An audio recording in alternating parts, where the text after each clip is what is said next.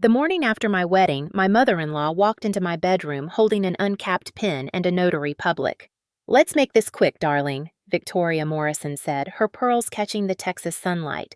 "Just a small formality, power of attorney, all very standard for family." I was still wearing my husband's t-shirt. My wedding dress hung in the closet behind her, still smelling of champagne and lilies. We'd said our vows less than 24 hours ago. She didn't know about the $16.9 million oil company I'd inherited from my grandfather.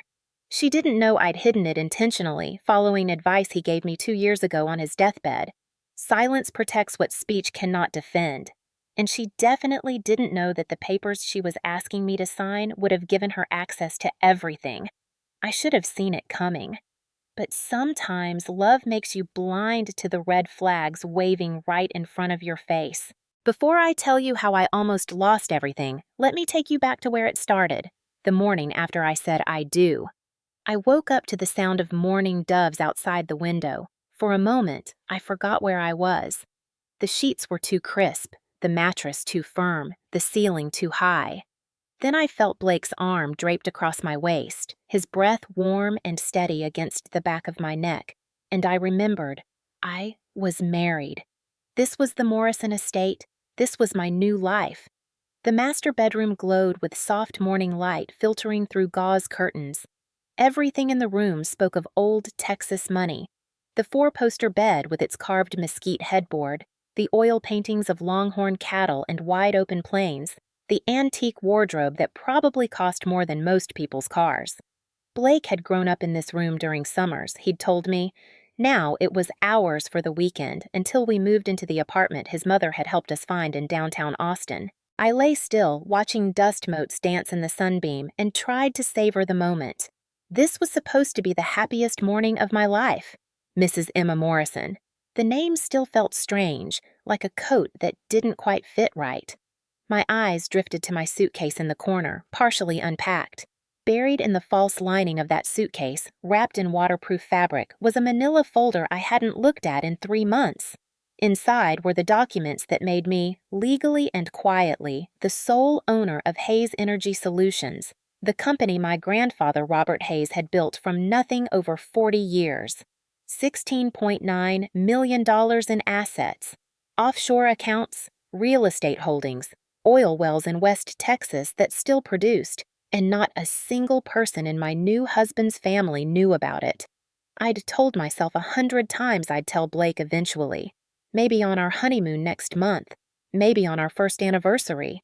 Maybe when I was sure, really, truly sure, that he loved me for me, not for my last name or the inheritance I'd kept hidden like a shameful secret. My grandfather's last words echoed in my mind, the way they had every day since he died 2 years ago. I'd been holding his hand in the hospice room, the machines beeping softly, the smell of antiseptic and impending death heavy in the air. He'd pulled me close with surprising strength for a dying man and whispered, his breath rattling, "Silence protects what speech cannot defend, Emma girl. Don't speak of what's sacred until you know who's safe." At the time, I thought he was talking about prayer or family secrets, or maybe nothing at all.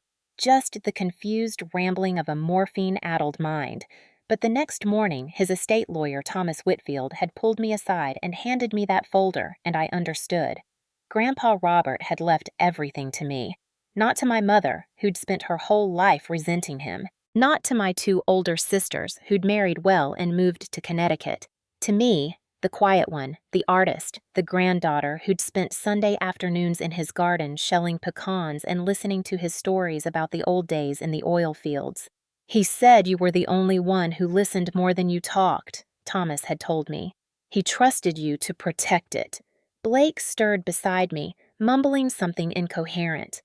I gently lifted his arm and slipped out of bed, padding quietly to the ensuite bathroom.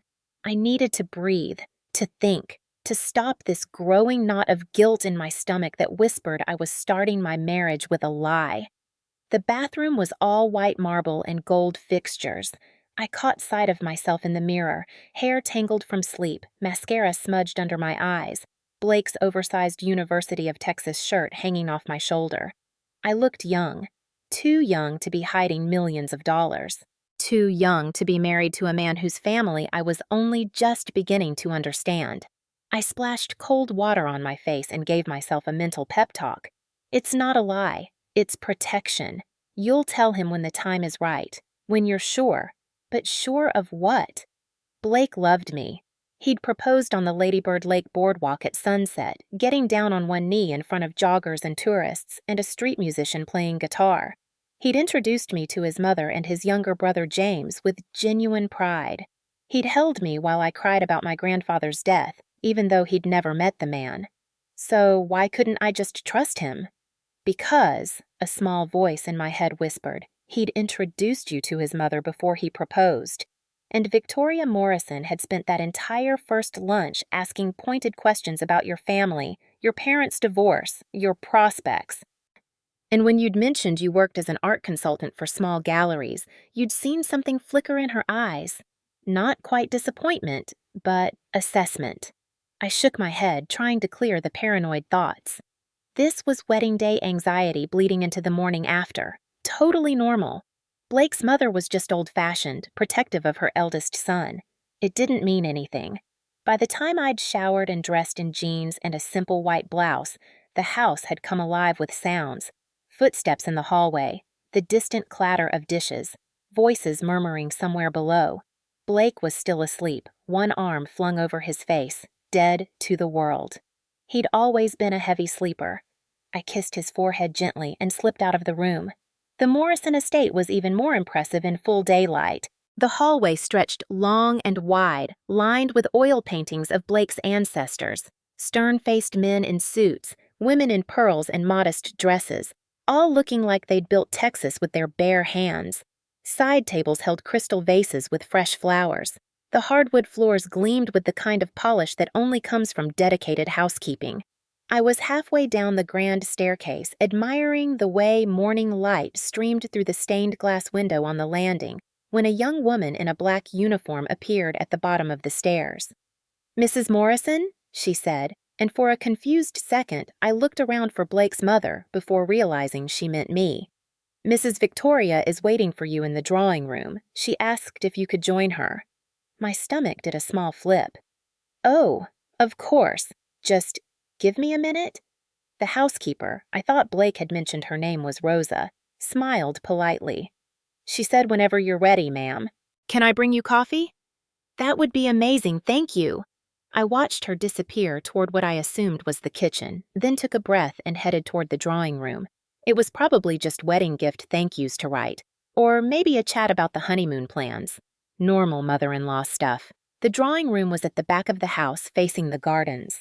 Victoria Morrison sat in a Queen Anne chair upholstered in cream damask, her posture perfect, legs crossed at the ankle. She wore a lavender cashmere sweater set and cream slacks, pearls at her throat and ears. Her blonde hair, salon perfect, with the kind of highlights that cost $300, was swept into a tasteful chignon. Next to her stood a man I didn't recognize. Middle-aged, in a dark suit, holding a leather portfolio. He looked like a lawyer, or an accountant, or possibly a mortician. On the coffee table between us sat a leather folder, a silver notary seal, and an uncapped pen. "Good morning, darling," Victoria said, her voice as smooth and sweet as honey. "I hope you slept well. Please, sit." I sat on the sofa across from her, my internal alarm system starting to ping quietly. "Morning. I didn't know we were having a meeting." Victoria laughed, a practiced musical sound. "Oh, it's not a meeting, just a small formality. This is Mr. Patterson, our family notary. We thought it would be easiest to take care of this while you're here, before you and Blake head back to the city." Mr. Patterson nodded at me. I nodded back, confused. "Take care of what?" Victoria reached for the folder and opened it, turning it toward me. "Just standard paperwork for new family members. Power of attorney for household affairs, medical decisions in case of emergency, that sort of thing. Very boring, very routine. Our lawyer says it's just good practice for estate planning." I picked up the document, my eyes scanning the first page. Legal language swam in front of me. Durable power of attorney, domestic and financial affairs, whereby the undersigned grants authority to— "I'm sorry," I said slowly, looking up at Victoria.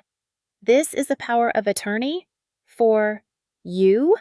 "For the family. Victoria corrected gently. In case anything ever happened to you or Blake, God forbid, it just ensures everything is handled smoothly. No court battles, no confusion. Blake signed his years ago. My fingers tightened slightly on the paper. Something about this felt wrong, but I couldn't put my finger on what. Victoria's smile was warm. Mr. Patterson looked bored. The pen sat there waiting. I'd like to have my attorney review this first, I heard myself say. Just protocol, you know. I never sign anything without running it past legal. The temperature in the room dropped about 10 degrees. Victoria's smile didn't falter, but something in her eyes hardened. Just for a second, a flicker of something that might have been irritation, or calculation, or both. Then it was gone, replaced by understanding warmth. Of course, darling, she said smoothly. I completely understand you're being sensible. Though I should mention our attorney drafted this specifically to be non-invasive. It doesn't grant access to any of your personal assets, just family household matters. But absolutely, take your time. She said personal assets, like she assumed I had none. Like I was just a girl from a broken home who'd gotten lucky and married well. I should have felt insulted. Instead, I felt relieved that she underestimated me. Thank you, I said, closing the folder. I'll have my lawyer look at it this week. Mr. Patterson cleared his throat. I do have another appointment at 11, Mrs. Morrison. If you'd like to reconsider. That won't be necessary, I said, standing up. I'm sure we can schedule another time once I've reviewed everything. Victoria stood too, smoothing her slacks. Of course, family is forever. There's no rush. She emphasized the word family just slightly, like a gentle reminder of what I'd joined. I excused myself and walked back upstairs on shaking legs, my heart pounding harder than the situation warranted. It was just paperwork, just a formality. So why did I feel like I'd just narrowly avoided stepping into a trap? Back in the bedroom, Blake was awake, scrolling through his phone. He looked up when I entered, his face brightening. There's my wife, he said, grinning. God, he was handsome when he smiled like that. All white teeth and dimples, his dark hair still messy from sleep. Where'd you go? Your mom wanted to see me, I said, sitting on the edge of the bed. Something about power of attorney paperwork? Blake's expression didn't change, which somehow made me more uneasy. Oh, yeah, she mentioned she was going to talk to you about that. Did you sign it? No, I said carefully. I told her I wanted my lawyer to review it first. He shrugged, setting his phone down. Makes sense. Though it's really just standard stuff. I signed mine when I turned 21. Mom likes everything organized. Your mom has power of attorney over you? Well, technically it's mutual. I have it over her too, in case she ever gets sick or whatever. It's just an estate planning thing. James has the same setup. I processed this. So if I'd signed that, I would have given your mother legal authority over my finances and health care? Blake sat up, suddenly more alert. Is that what it said? I thought it was just for family trust stuff. He rubbed his face. Look, if you're not comfortable, don't sign it. Mom can be a little intense about administrative things. She's a control freak, honestly. Drives me crazy sometimes. He said it so casually, like it was endearing rather than concerning. I wanted to push further, to ask why his mother needed power of attorney over a grown married man's affairs, but Blake was already reaching for me, pulling me down onto the bed. Can we not talk about my mother right now? He murmured against my neck.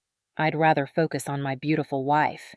And just like that, the conversation ended, because I let it end, because confrontation made me uncomfortable, because I wanted to believe everything was fine, because Blake's hands were warm and his kiss was familiar and pushing the issue felt like ruining our first morning as a married couple. Later, I would recognize this as my first real mistake. Blake's phone buzzed with a text around 10. He read it, frowned slightly, and said, Mom canceled brunch. I looked up from where I was unpacking my suitcase. The family brunch?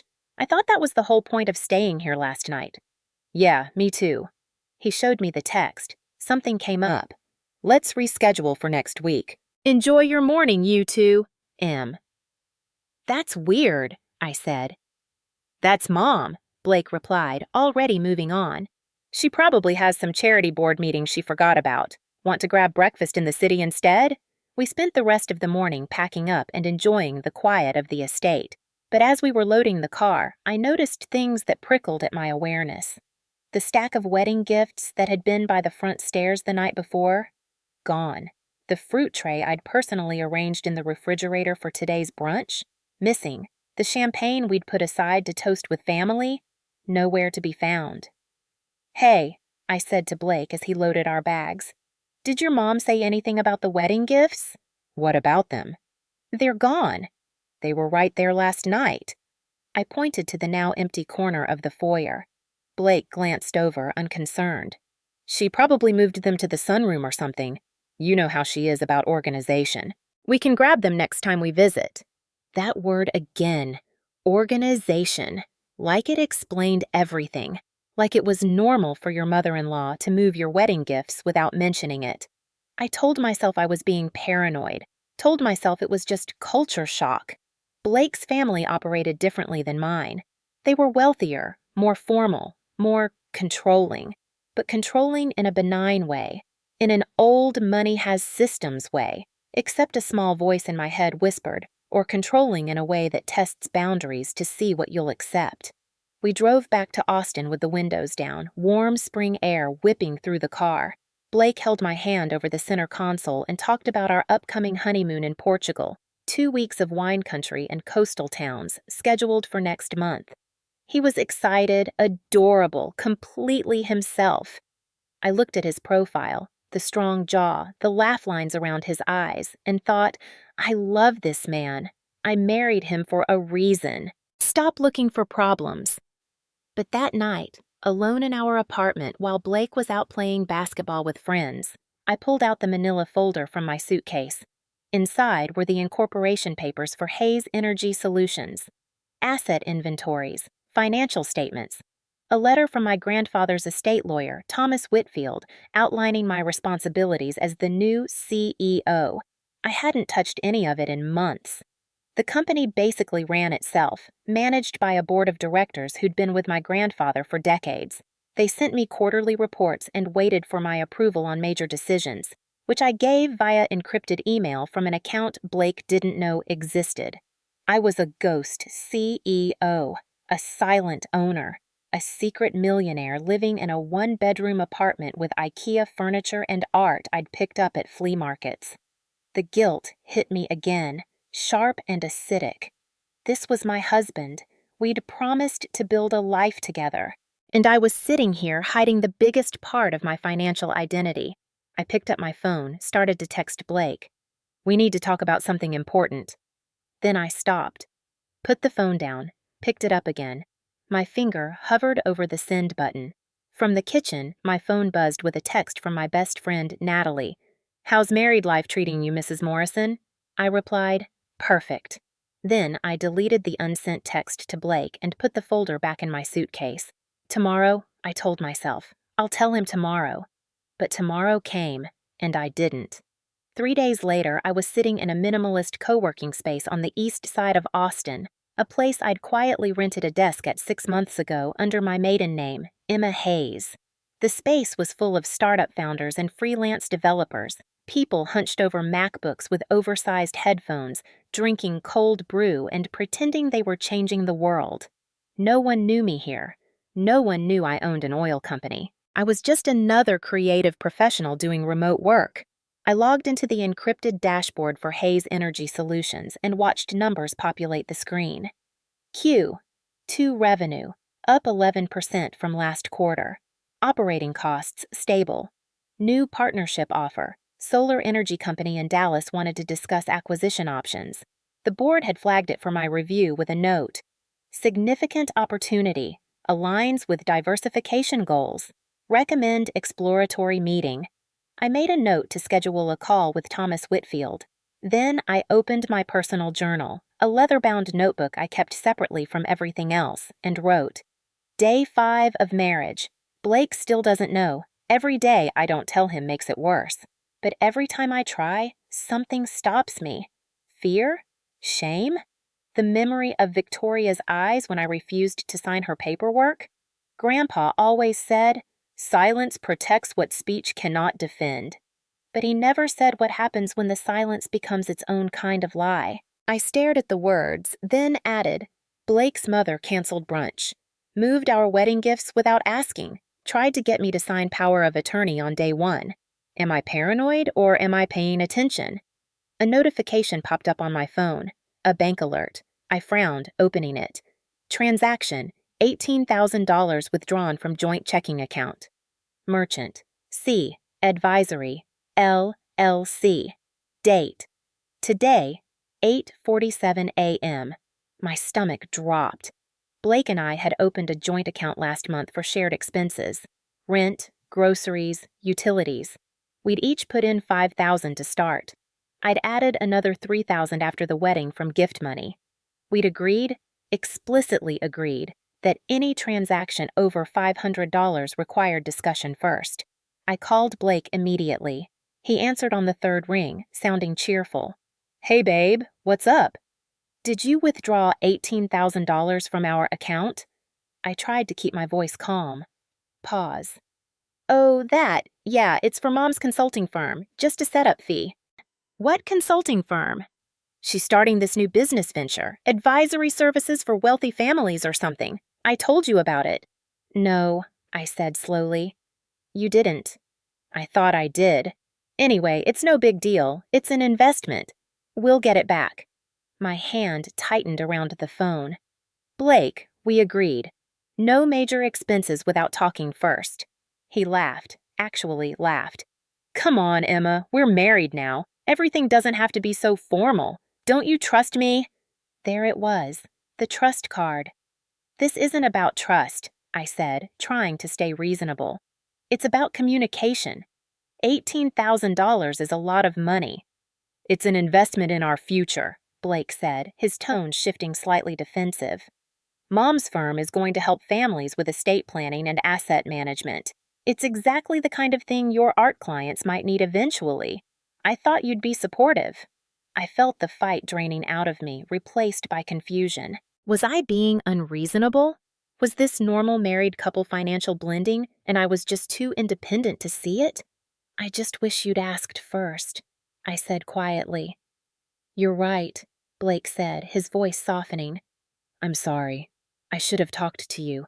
It won't happen again, okay? I promise. Okay. I love you.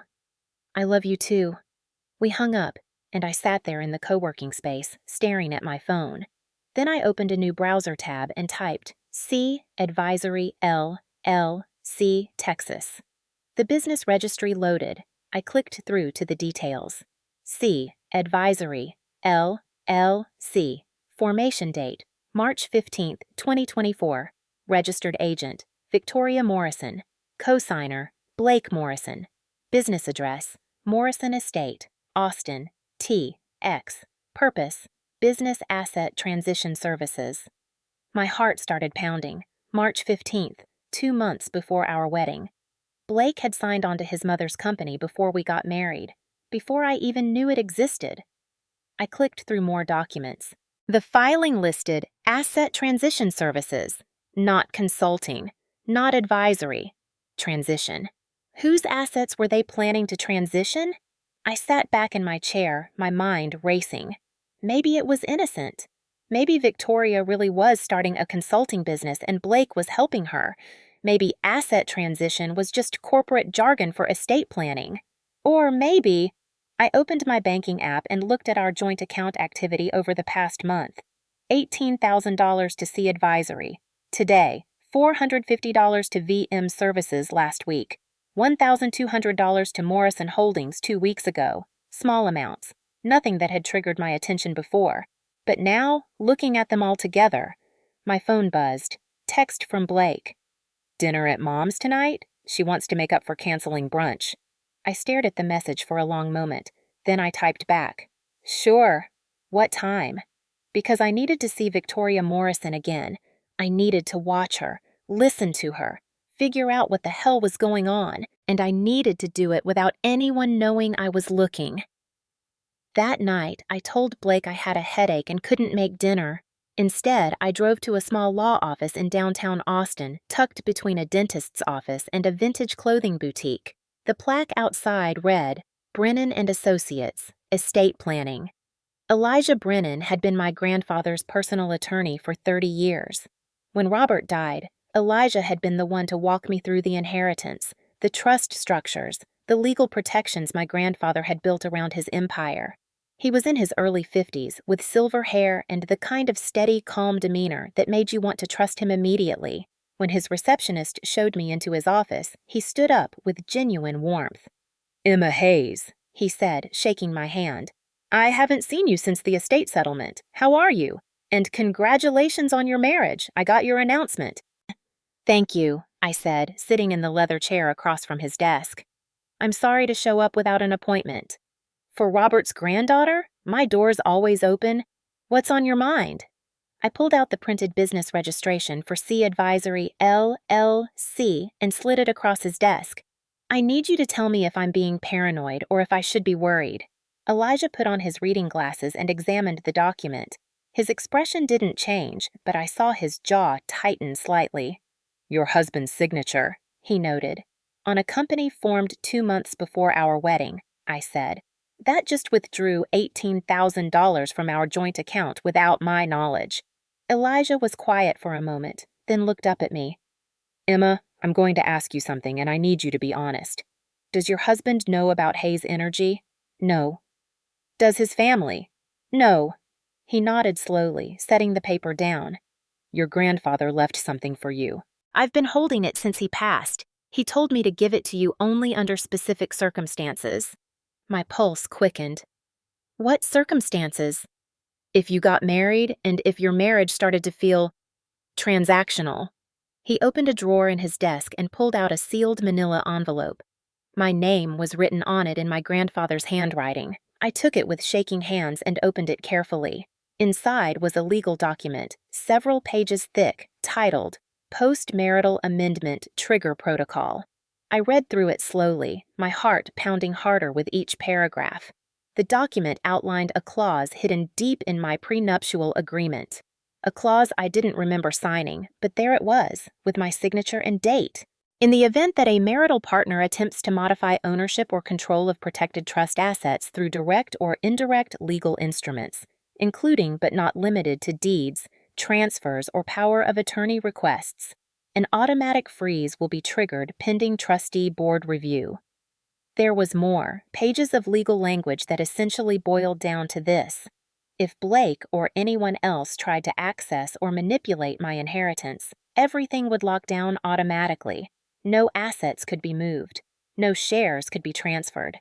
Nothing could touch Hayes Energy Solutions without my explicit, notarized consent and board approval. My grandfather had built a legal fortress around my inheritance, and I'd never even known it existed.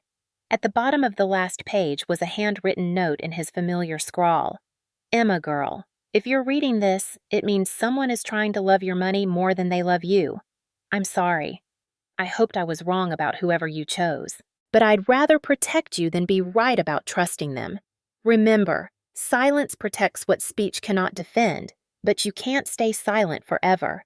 When the time comes to speak, make sure you're standing on solid ground. Don't let them make you feel guilty for protecting what's yours. Your great-great-grandfather built this with his hands. Your great-grandmother saved it during the Depression. Your grandmother expanded it when women weren't allowed in boardrooms. And I spent 40 years making sure it would survive. It's not just money, sweetheart. It's proof that our family fought for something and won. Don't hand that to someone who didn't fight with you. All my love, Grandpa Robert." I read the note 3 times, tears blurring my vision. "He knew," I whispered. "He knew this might happen." Elijah leaned forward gently. Robert was a lot of things, but naive wasn't one of them. He'd seen a lot in his 78 years. Seen a lot of people marry for the wrong reasons. He wanted to make sure you had protection, even if you didn't know you needed it. "What do I do now?" "That depends," Elijah said carefully. "Do you think your husband married you for your inheritance?" I opened my mouth to say no. Absolutely not. Blake loves me. But the words stuck in my throat, because the truth was, I didn't know anymore. "I need to find out," I said finally. Elijah nodded. "Then be careful. Watch for patterns. Document everything. And Emma? He looked at me seriously. If you do trigger this protocol, if they push hard enough that the freeze activates, there's no going back. Your marriage will survive or it won't, but the legal protection will be permanent. I folded the papers and put them back in the envelope. Thank you, I said. Your grandfather loved you very much, Elijah said quietly. He just wanted to make sure someone was looking out for you, even after he was gone. I drove home in a daze, my mind spinning. Blake was already back, heating up leftovers from his mother's dinner. Feeling better? He asked, kissing my cheek. Yeah, I lied. Just needed some rest. He started telling me about dinner, his mom's pot roast, James's new girlfriend, some gossip about family friends. And I smiled and nodded in all the right places. But inside, I was making calculations. 2 months before the wedding, C Advisory was formed. 1 month before the wedding, Blake started putting small charges on our joint account. Day 1 of marriage, Victoria tried to get me to sign power of attorney. Day 5, $18,000 disappeared from our account. Either this was all an incredible coincidence or it was a pattern, and I needed to figure out which. That night, after Blake fell asleep, I lay awake staring at the ceiling, my grandfather's words echoing in my mind. When the time comes to speak, make sure you're standing on solid ground. I wasn't on solid ground yet, but I was going to find it. Even if it meant discovering things about my husband I didn't want to know. I spent the next 3 days gathering evidence. Not because I wanted to believe Blake was betraying me. God, I desperately wanted to be wrong, but because my grandfather's letter had awakened something in me. A survival instinct I'd been suppressing my whole life in favor of being agreeable, being easy, being the kind of woman who didn't make waves. I photographed every transaction from our joint account. I searched public records for any other business entities connected to Blake or Victoria. I even drove past the Morrison estate twice, watching from a distance, feeling ridiculous and paranoid, but unable to stop myself. On Thursday evening, Blake came home with flowers, a beautiful bouquet of peonies, my favorite, and a bottle of expensive champagne. What's this for? I asked, genuinely surprised. He set them on the kitchen counter and pulled me into his arms. Do I need a reason to celebrate my beautiful wife? But there was something in his eyes, a nervousness, like he was trying too hard. Blake, I said carefully, I think we need to talk. Really talk. His smile faltered for just a second. About what? About money. About your mom's company. About... I know, he interrupted, releasing me and running a hand through his hair.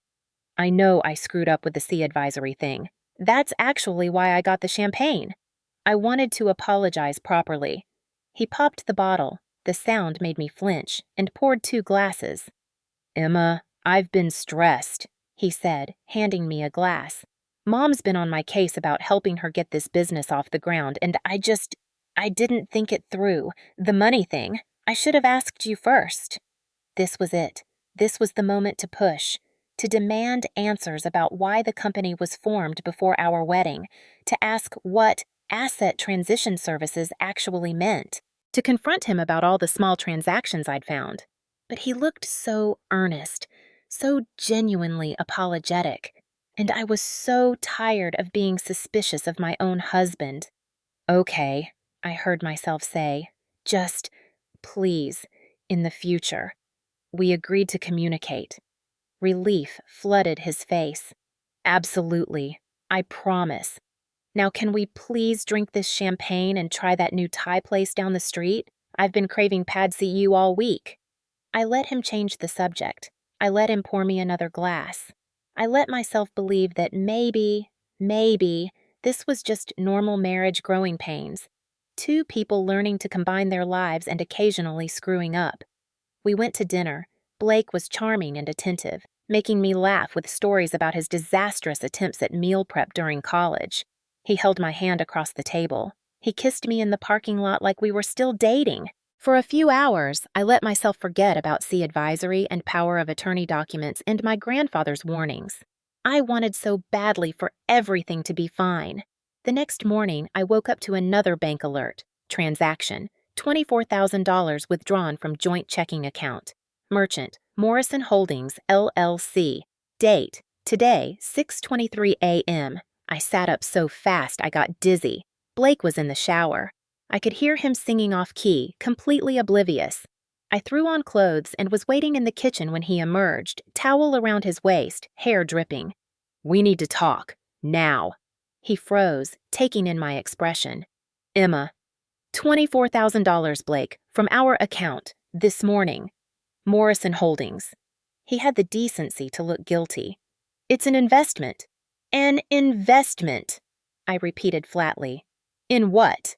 "Mom's expanding the business. She needed capital for—" "I don't care what she needed," I was shouting now, and I never shouted. "We agreed. No major expenses without discussing it first. We literally had this exact conversation 3 days ago." "It's not an expense. It's an investment. In our future or your mother's." Blake's face hardened. "Why are you being so controlling about money? It's like you don't trust me at all." "Because you keep lying to me." "I'm not lying. I'm trying to build something for us, and you're acting like I'm stealing from you." The word hit me like a slap. "Is that what you think? That I'm accusing you of stealing?" "Well, aren't you?" He grabbed his phone from the counter. "You know what? This is about trust issues. Your parents' divorce screwed you up, and now you're projecting all their shit onto our marriage." I felt like I'd been punched. "Don't you dare psychoanalyze me. This isn't about my parents. This is about you taking $42,000 from our joint account in a week without asking." "It's investment capital," Blake shouted. "We'll get it back with interest." "But apparently you're too paranoid to see that." I opened my mouth, then closed it, because I realized something. We weren't actually having an argument. We were having two completely different conversations. Blake was defending actions he seemed to genuinely believe were reasonable, and I was seeing a pattern he refused to acknowledge. "I need some space," I said quietly. "Emma, please, just give me some space." I grabbed my purse and keys and left the apartment before he could respond.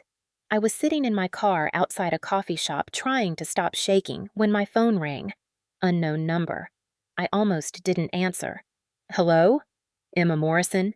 A male voice, young, nervous. "Who is this?" "It's James, Blake's brother. Can we meet? There's something you need to know."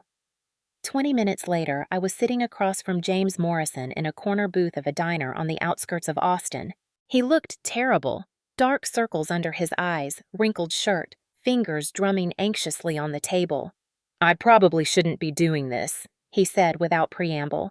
"If Blake finds out I talked to you, or if Mom— but I can't just watch this happen." My stomach knotted. "Watch what happen?" James looked around the diner like he expected to see his family hiding in the booths. Then he leaned forward and said very quietly, "Blake's in trouble. Real trouble." "What kind of trouble?" "He owes money, a lot of money, to people you don't want to owe money to."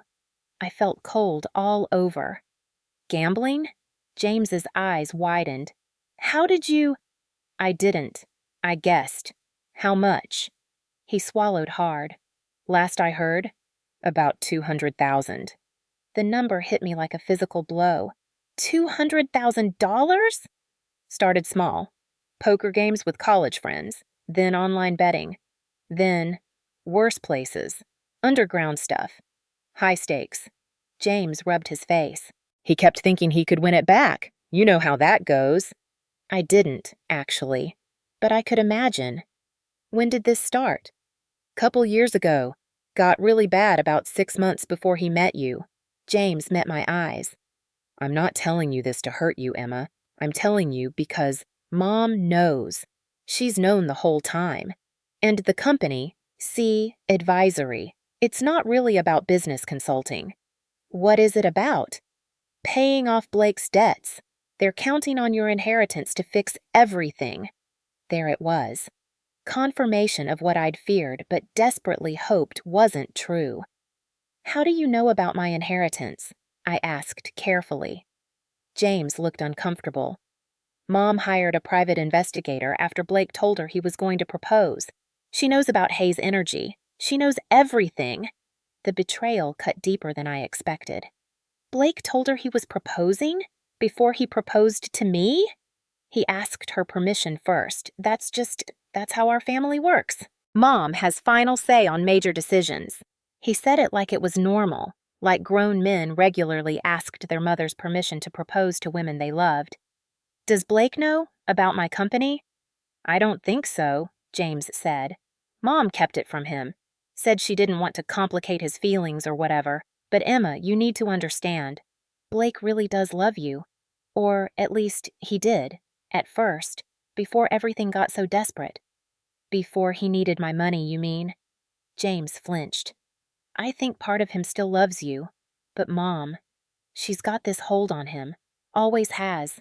And she's desperate. Why are you telling me this? He was quiet for a long moment.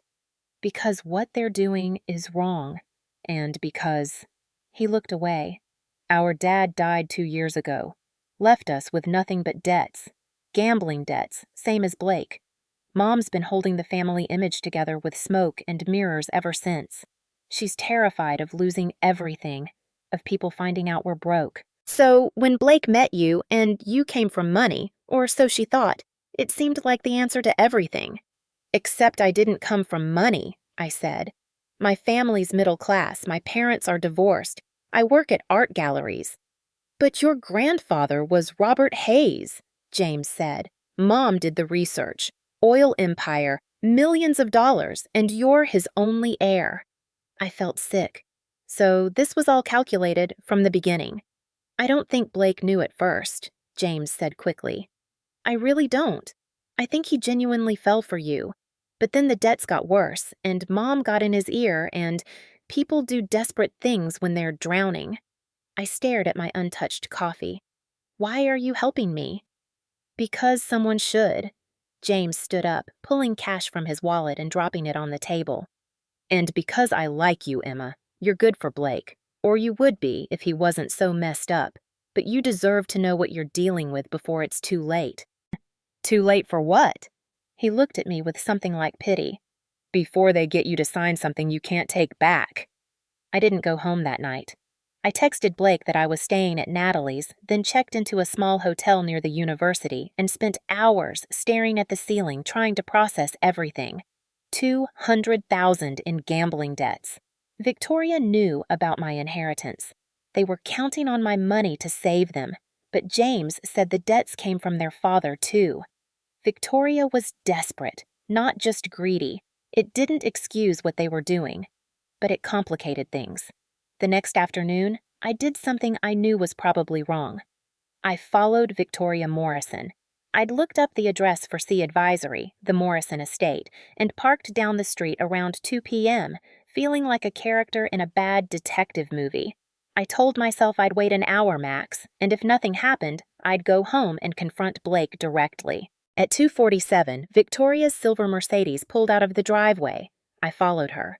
She drove to a Wells Fargo downtown and parked in the garage. I parked 3 spaces away and watched through my windshield as she got out, checked her appearance in her car window, and walked toward the bank entrance. She was wearing her usual armor, designer suit, pearls, perfect hair. But there was something different in her posture. Her shoulders were too tight, her movements too quick. 5 minutes later, she came back out, but she wasn't alone. A man walked beside her. 50s, heavy build, expensive suit that didn't quite fit right. He wasn't touching her, but he was close. Too close. Invasive. They stood by her car talking. I was too far away to hear, but I could read Victoria's body language, fear, masked as calm. Her hands gestured apologetically. Her smile was tight. The man said something. Victoria's smile cracked. She reached into her purse, her hands were shaking, and pulled out an envelope. The man took it without counting it, said something else, and walked away. Victoria stood there for a moment, alone in the parking garage, and I saw something I never expected to see. She put her hand against her car for support, closed her eyes, and took several deep breaths like she was fighting off a panic attack. Then she straightened, checked her reflection again, and got in her car. She looked like a woman drowning and pretending she knew how to swim. That night, I hired a private investigator. Detective Rita Powell came highly recommended by Elijah Brennan. She was in her early 40s, former Austin PD, now running her own agency specializing in financial investigations. We met at a nondescript office building on the north side of town. "What do you need to know?" Rita asked, pen poised over a notepad. "Everything," I said. "Blake Morrison, Victoria Morrison, C Advisory LLC. Morrison Holdings. Any debts, any legal issues, anything that would explain why they're trying to access my assets." Rita took notes without judgment. "This is about your husband?" "Yes." "And you suspect financial fraud?" "I suspect desperation," I said. "But I need to know what I'm dealing with." Rita nodded. "Give me a week." She called me back in 4 days. "You need to see this in person," she said. I met her at her office the next morning. She had printouts spread across her conference table like a conspiracy theory board. "Your mother-in-law," Rita said, pointing to a highlighted section, "has been embezzling from the Morrison Family Foundation. About $400,000 over the past 2 years. I stared at the bank records. "The charity foundation?" "She's been funneling money through fake vendors, then using it to pay down debts. Problem is, she's already been audited once. If they audit again, she's going to prison." Rita moved to another section. "Your husband, $187,000 in gambling debts as of last month, mostly to a loan shark operation connected to organized crime. He's been making minimum payments, but the interest is killing him." She showed me photos. Blake at an underground poker room, time-stamped 3 weeks before our wedding. Blake meeting with men in suits who definitely weren't business associates. "The father, Gerald Morrison," Rita continued, "died leaving $2.3 million in hidden gambling debts. The estate is mortgaged to the ceiling. Creditors have been circling, but Victoria's been buying time with small payments and legal delays." I felt numb. "They're completely broke." "Worse than broke. They're in the hole." Rita looked at me seriously. "Emma, the company Blake signed onto? C Advisory? It was formed specifically to facilitate asset transfers. If you'd signed that power of attorney, they could have legally accessed anything in your name and moved it into family holdings before you even knew what happened." "Can I prove that was their intention?" "In court? Maybe, but it would be messy." Rita pulled out another document. "This is the interesting part. Your grandfather knew." She showed me a file folder. Investigation reports dating back 18 months. Private investigator records. Background checks on Blake Morrison, Victoria Morrison, their entire family. My hands shook as I read through them. Robert Hayes had investigated Blake before I'd even gotten serious with him. He'd known about the gambling, known about the family debts, known about Victoria's embezzlement. At the bottom was a note in my grandfather's handwriting. "Thomas, if Emma marries this boy, make sure she has these files. I pray I'm wrong about him, but if I'm right, she'll need ammunition." "He knew," I whispered. "The whole time, he knew." Rita's expression was gentle. "He protected you the only way he could, by giving you information and legal tools, but letting you make your own choices." I looked up at her. "What would you do if you were me?" "That's not my call to make," Rita said. "But I can tell you this. People who are desperate do desperate things. And your husband's family isn't just desperate, they're cornered." I drove home in a fog, the investigation files sitting in my passenger seat like a bomb. Blake was at work. The apartment was empty.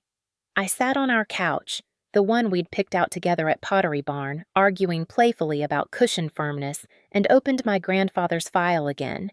There was a sealed envelope at the back I hadn't noticed before. My name, written in his shaky final handwriting. I opened it. "Emma, if you're reading this, it means I was right to worry. I'm sorry. I know what it's like to love someone and then discover they're not who you thought. It happened to me with your grandmother, God rest her soul, though for different reasons. You're going to feel like you should have known. Like you should have seen the signs. Don't do that to yourself. Love makes us hopeful. That's not a weakness, sweetheart. That's what makes you human. But listen to me now. Don't let them make you feel guilty for protecting what's yours. This isn't just money. This is your great-great-grandfather's work, your great-grandmother's sacrifice, your grandmother's fight, my whole damn life. It's proof that we built something that lasts. Don't give that to people who see you as a solution to their problems instead of a person worth knowing. I trust you to make the right choice, whatever that choice is. All my love, Grandpa, I cried then, really cried, for the first time since this whole nightmare started. Not just for my marriage, but for my grandfather, who'd loved me enough to protect me even after death, who'd trusted me to be strong enough to handle the truth. When I finally stopped crying, I made a decision. I was going to give Blake one chance to come clean, one chance to tell me the truth without me confronting him with evidence. And if he didn't take it, I'd know exactly what I was dealing with. The call came 2 days later, mid-morning, while I was at the co-working space reviewing quarterly reports for Hayes Energy. Victoria's voice on the phone was tight, urgent. "Emma, thank God I reached you. It's Blake. There's been an accident. We're at the estate. You need to come now." My heart stopped. "What happened? Is he okay?" "Just come. Please. Hurry." She hung up before I could ask more questions. I drove to the Morrison estate doing 15 over the speed limit, my hands white-knuckled on the steering wheel. My mind spiraled through worst-case scenarios: car accident, heart attack, some terrible fall. But when I pulled up to the estate, there were no ambulances, no police cars, just Blake's truck and Victoria's Mercedes parked in the circular driveway. I ran to the front door. Rosa, the housekeeper, opened it with a confused expression. "Mrs. Morrison, they're in the drawing room." I pushed past her. Blake was sitting on the couch, completely fine, not a scratch on him. Victoria stood beside him, and next to her was the notary from the day after my wedding. Same suit, same clipboard. My stomach dropped. "What the hell is this?" I demanded. Blake stood up, looking genuinely confused. "Emma, calm down." "You said there was an accident." "There is an emergency." Victoria cut in smoothly. "We need you to sign something, right now. It's about hospital bills from Gerald's final treatment. They're threatening collections, and if we don't settle today, they'll put a lien on the estate." She held out papers. I didn't take them. "This doesn't require an ambulance or an emergency call," I said, my voice shaking with anger. "You lied to get me here." "I simplified to avoid panic," Victoria said, her mask of calm starting to slip. "The point is, we need your signature. The debt is in Blake's name too, from when he co-signed his father's hospital admission. If you don't sign this release, it affects your marital credit." Blake stepped toward me. "Emma, please. It's just paperwork. The notary's here, we can handle this in 5 minutes, and it's done." I finally looked at the document in Victoria's hand. Transfer of marital property rights. Not hospital bills. Property transfer. "You're unbelievable," I said quietly. Victoria's composure cracked. "Fine. You want the truth? We need this money. Do you have any idea what it's like to lose everything? To watch your whole world collapse because of someone else's mistakes? So you thought you'd take mine? We thought you'd want to help your family." Victoria's voice rose. "Blake loves you. We welcomed you. And you're standing here acting like we're criminals when all we need is a little help to get back on our feet. By stealing my inheritance?" "It's not stealing if you're married," Victoria shouted. "That's what marriage means. Shared assets, shared responsibility, but apparently you're too selfish to understand that." "Mom," Blake said quietly. "That's enough." But Victoria wasn't done. She turned on her son. "No, she needs to hear this. We are drowning, Blake. Your father left us with nothing but debt and shame. I have worked for 30 years to build this family's reputation, and I will not watch it crumble because your wife won't sign a piece of paper." The room went silent. Blake looked at me, and for the first time, I saw it clearly. Shame. Deep, bone-crushing shame. "Blake," I said carefully, "did you know she was going to do this?" He hesitated. That hesitation told me everything. "We just needed you to sign," he said finally, his voice barely above a whisper. "Mom said it would be quick and easy and you'd never even notice. We'd fix everything quietly and move on." "Fix everything," I repeated. "With my money. That you didn't tell me you knew about. He flinched. I was ashamed. Of what? The debts? The gambling? Or the fact that you proposed to me knowing your mother had already investigated my family? Victoria made a small sound. Blake's head snapped toward her. You told me you'd wait, he said to his mother. You promised you wouldn't. I did what I had to do to protect this family, Victoria shot back. I watched them argue, and something inside me shifted. This wasn't just about money. This was about two people so deeply enmeshed in each other's dysfunction that they couldn't see how they were destroying everything around them. I'm leaving, I said. Blake turned back to me. Emma, wait. No, I'm done. Please, he grabbed my arm. Not hard, but desperate. I love you. I made mistakes, terrible mistakes, but I do love you. We can fix this. I looked at his hand on my arm, then up at his face. He looked like the man I'd married, handsome, vulnerable, pleading. But I finally saw what was behind his eyes. Not malice, but weakness. A grown man still controlled by his mother, a gambling addict who thought love could erase debt, a husband who'd chosen his family's survival over his wife's trust. If you loved me, I said quietly, you would have told me the truth. I was ashamed. Shame doesn't excuse betrayal, Blake. It explains it. But it doesn't excuse it. I pulled my arm free and walked toward the door. Victoria's voice followed me. You'll regret this. We'll take you to court. You can't just walk away from your marital obligations. I turned at the door. Try it. Then I left. I made it to my car before the shaking started, before the tears came, before the full weight of what had just happened crashed over me. My marriage was over. Not in the clean, simple way marriages end in movies, but in the messy, devastating way they end in real life, with love still present, but trust shattered beyond repair. I sat in my car outside the Morrison estate and let myself cry. Then I wiped my face, pulled out my phone, and called Elijah Brennan. I need to activate the protocol, I said when he answered. All of it. Elijah's office, 9 a.m. the next morning. The conference table was covered with documents. Elijah sat at the head.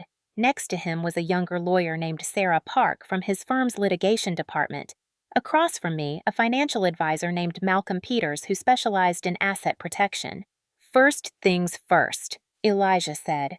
Triggering the postmarital amendment protocol means locking down all assets under the Hayes Trust.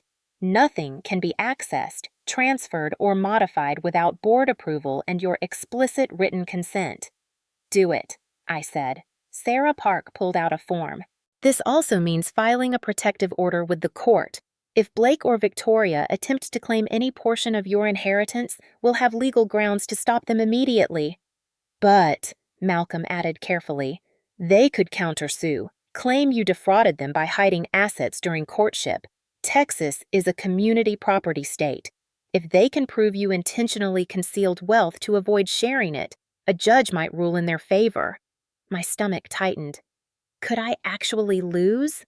It's possible, Elijah admitted. Unlikely, given the prenup and the fact that you inherited everything before meeting Blake. But judges are unpredictable, especially in cases involving marriage and money. What are my options? Sarah leaned forward.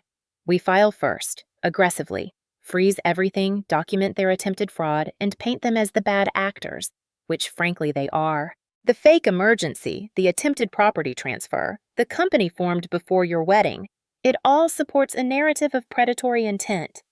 But, Elijah said gently, this will get ugly, Emma. They'll fight back. Your marriage will be very publicly dissected. Are you prepared for that? I thought about Blake's face when I walked out, about Victoria's desperation, about the debt collectors and the gambling and the years of dysfunction that had led to this moment. Yes, I said, I'm prepared. We spent the next 3 hours strategizing, filing timelines, evidence gathering, potential witnesses. James Morrison agreed to testify if needed, though he was terrified of his mother's reaction. By noon, the papers were filed. The freeze was in place. I was officially at war with my husband's family. That night, I did something I knew was legally questionable but emotionally necessary. I installed recording devices in my apartment. Texas is a one-party consent state, which means I could legally record conversations I was part of. But I also set up a small camera in the living room angled to capture anyone who entered. I told myself it was for safety, for evidence, for protection. But really, it was because I was scared. Around 11 p.m., Blake came home. I heard his key in the lock, watched through my bedroom doorway as he entered cautiously, like he expected me to throw things. "Emma?" he called out. I stepped into the living room. We stood 10 feet apart, like strangers. "Can we talk?" he asked. "About what?" "About us. About everything." He sat on the couch without invitation. "I spoke to a lawyer today." "So did I." He nodded, unsurprised. "They told me you froze all your assets, that you're claiming we attempted fraud." "You did attempt fraud." "We were desperate." The words burst out of him. "Emma, you don't understand. The people I owe money to, they're not bank lenders. They're not reasonable. They've threatened to hurt my family, to hurt me." This was new. "What are you talking about?" Blake pulled out his phone and showed me a text message. Unknown number. 2 weeks. Get the money or we come for you. My blood ran cold. "Blake? Who sent this?" "The people I borrowed from, for the gambling. They want $200,000 by the end of the month, or—" He trailed off, his hands shaking. I sat down slowly on the chair across from him. "Are you in physical danger?" "I don't know. Maybe. Probably." He looked at me with red-rimmed eyes. "I know I screwed up. I know I lied to you. But Emma, I'm scared. And Mom thought if we could just access some of your trust, we could pay them off and this would all go away." "That's not how this works, Blake. You can't steal from me to pay off loan sharks." "I wasn't trying to steal from you." He stood up, agitated. "I was trying to save my life. Don't you understand? I'm drowning here." "Then go to the police." "And tell them what? That I got in over my head with illegal gambling? I'd be arrested, and they still wouldn't protect me from these people." I watched him pace, this man I'd married, and felt a strange mixture of pity and anger. He really was trapped, but he'd built the trap himself, brick by brick, bad decision by bad decision. "I'll help you," I heard myself say. Blake stopped moving. "What?" "With the dangerous debt, the loan sharks. I'll help you handle it. But our marriage is over." He stared at me. "You'd help me? After everything?" "Because despite everything, I don't want you dead." I stood up. "But Blake, we're done. You lied to me. Your mother tried to steal from me. You chose your family's financial problems over our relationship. That's not something I can forgive." "Emma, please. I'll hire security consultants. Get you connected with people who can negotiate with your creditors safely. Maybe even pay off enough to get them off your back. But in return, you don't fight the divorce. You don't contest the asset freeze, and you stay away from me." His face crumpled. "Why would you do this? Help me after what I did?" "Because the man I married is still in there somewhere," I said quietly. "Buried under the weakness and the lies and the family dysfunction. And I won't let you die. But I also won't let you destroy me." Blake sank back onto the couch and put his head in his hands. For a long moment, he just sat there, shoulders shaking. Then he looked up at me and said, "I really did love you. At first, before everything got so complicated." "I know," I said, "and I meant it. But love isn't enough when you don't have integrity." He left 20 minutes later. I watched from the window as he got in his truck and drove away. Then I sat on my couch in the dark and cried. Not for what I was losing, but for what I'd already lost the moment Blake chose to lie instead of trust me with the truth. The camera in the corner recorded everything. Later, when I reviewed the footage, I'd hear Blake say one more thing I'd missed in the moment. Right before he left, he'd pulled out his phone and made a call. The audio was faint, but I could just make it out. "No, she hasn't signed anything yet, but I'll get it. Just give me more time." The voice on the other end wasn't his mother's. It was male, rough, threatening. And that's when I realized Blake wasn't just in trouble with loan sharks. He was still actively working with them, still trying to get my money, still lying. The countersuit arrived 3 days later. I was at Natalie's apartment. I'd been staying there since the confrontation at the Morrison estate, when a process server knocked on the door. Natalie, bless her, tried to turn him away, but you can't avoid being served forever. The document was thick, professionally bound, intimidating. Morrison versus Morrison. Petition for dissolution of marriage with claims of marital fraud by concealment. I read through it in Natalie's kitchen while she made angry commentary over my shoulder. Blake's attorneys argued that I had intentionally and maliciously concealed a $16.9 million inheritance during our courtship and marriage, that I had entrapped him into marriage under false pretenses, that by hiding my wealth, I had committed fraud against the community property rights of Texas law. They were seeking immediate divorce, 50% of all assets acquired during courtship, which would include Hayes Energy since I inherited it while we were dating, compensation for emotional damages, legal fees. This is insane, Natalie said, reading over my shoulder. You can't commit fraud by not telling someone you're rich. That's not how any of this works. Community property law is complicated, I said numbly. If they can prove I deliberately hid assets to avoid sharing them. But you inherited before you even met him. 6 months before. They're arguing we were together during the inheritance period, so it should have been disclosed. Natalie grabbed the papers and threw them on the counter. Emma, listen to me. You are the victim here. They tried to steal from you. They lied, manipulated, and staged a fake emergency to get your signature. You have evidence of all of this. I know. So why do you look terrified? I met her eyes. Because what if I lose? The preliminary hearing was scheduled for 2 weeks later. In the meantime, my life became a legal battlefield.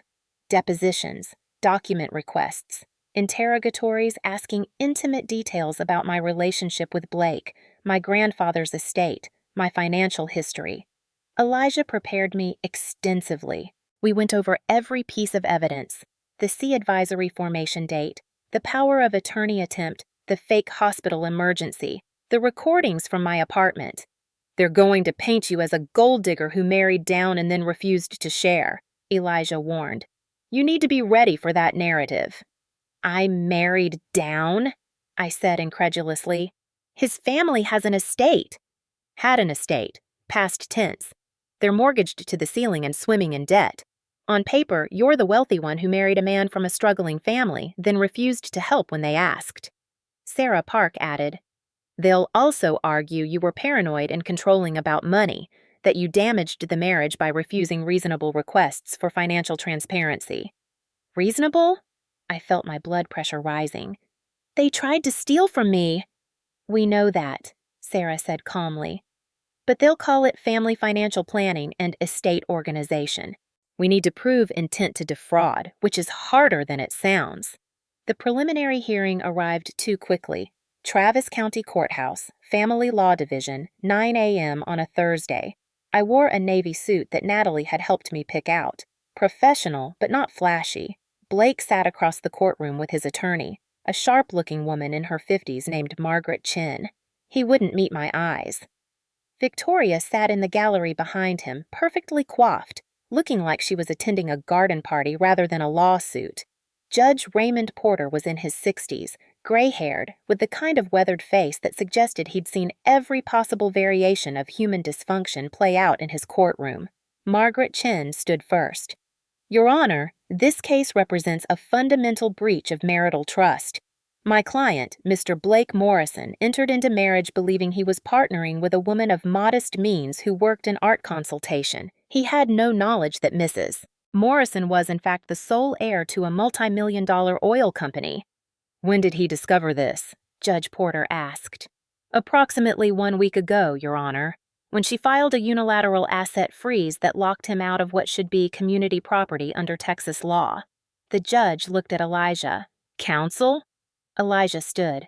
Your Honor, Mrs. Morrison inherited Hayes Energy Solutions 6 months before meeting her husband. The assets were placed in a protective trust, as advised by her grandfather's estate attorneys. She is under no legal obligation to disclose trust assets during courtship, particularly when those assets are specifically protected by prenuptial agreement. There was a prenup? Judge Porter looked at the file.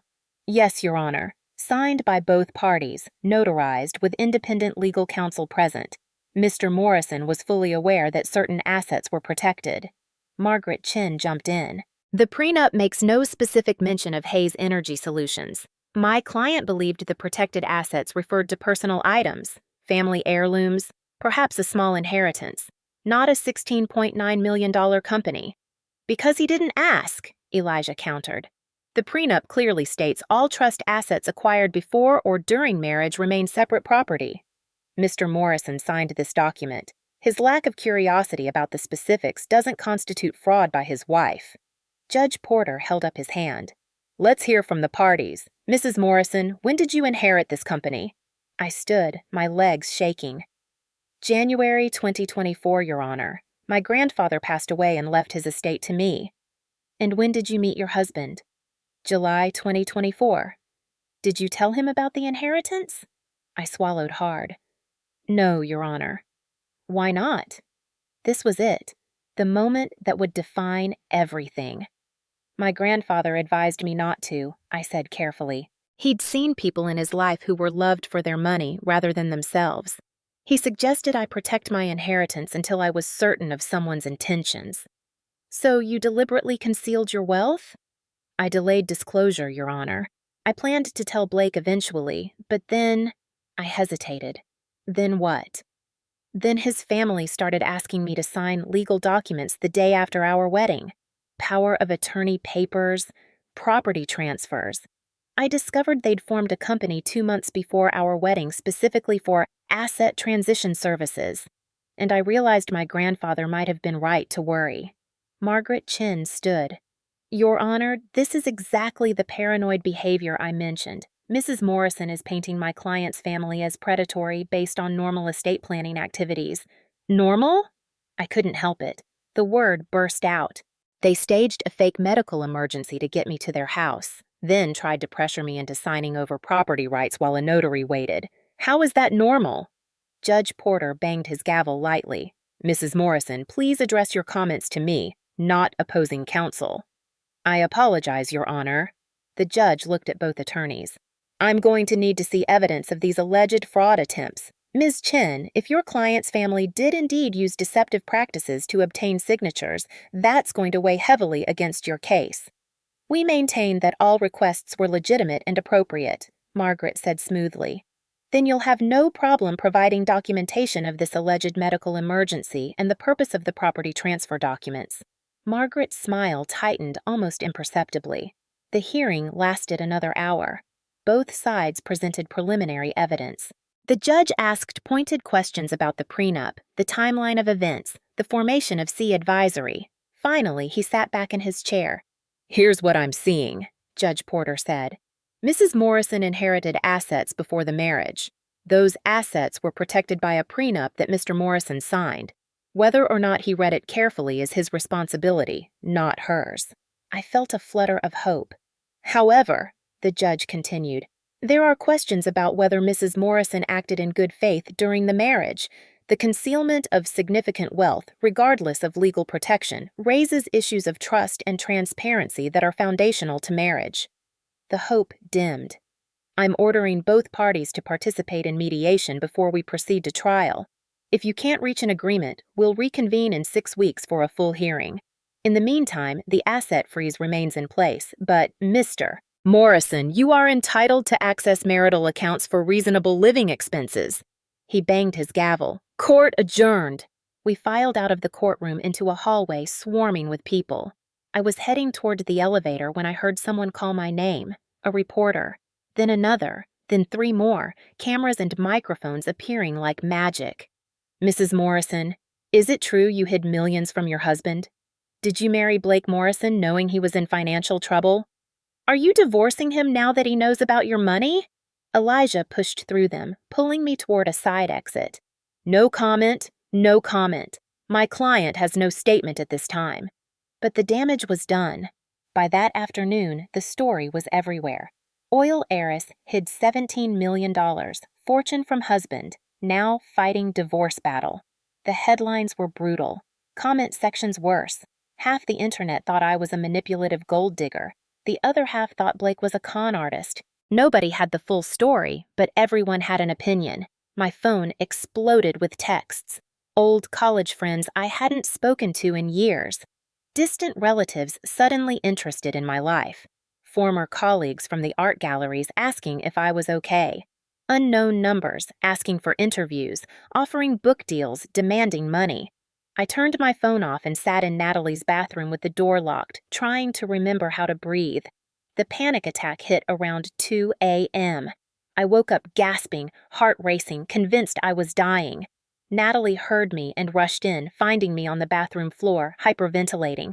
"Emma, look at me! Look at me! You're okay! You're safe! Breathe with me! In for 4, hold for 4, out for 4. It took 20 minutes for my heart to stop trying to beat out of my chest. "I can't do this," I whispered when I could finally speak.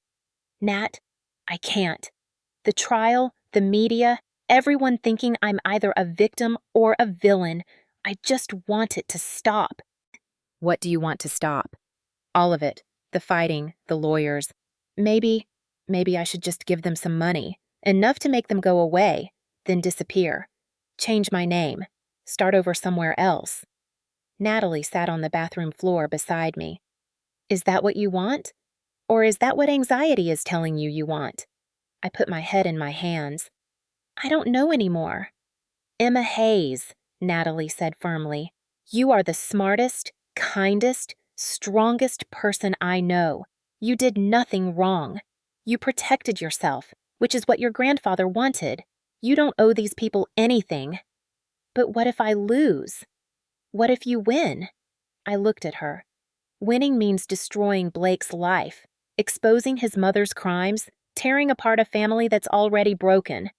"A family that tried to steal from you," Natalie reminded me. "I know you have a good heart, Emma, but having a good heart doesn't mean letting people hurt you." I knew she was right. But knowing something intellectually and feeling it emotionally are two different things. The threatening visit came 3 days later. I was back at my apartment. I couldn't stay at Natalie's forever, packing up belongings, trying to decide what to keep and what to throw away when marriage dissolves. The knock was heavy, authoritative, wrong. I looked through the peephole and saw 2 men in suits. They didn't look like lawyers. They looked like the kind of men you'd hire when lawyers weren't enough. "Mrs. Morrison," one of them called through the door. "We need to speak with you, on behalf of some mutual acquaintances." I didn't open the door. "Who are you?" "Friends of your husband. We understand there's been some financial disagreement. We're here to help facilitate a resolution." The way he said facilitate made my skin crawl. "I'm calling the police," I said. The second man laughed.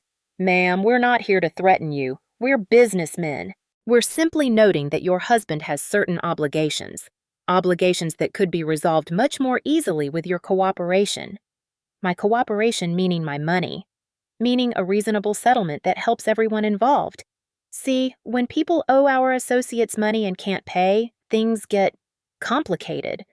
For everyone, including wives who might not want to see their husbands hurt. There it was.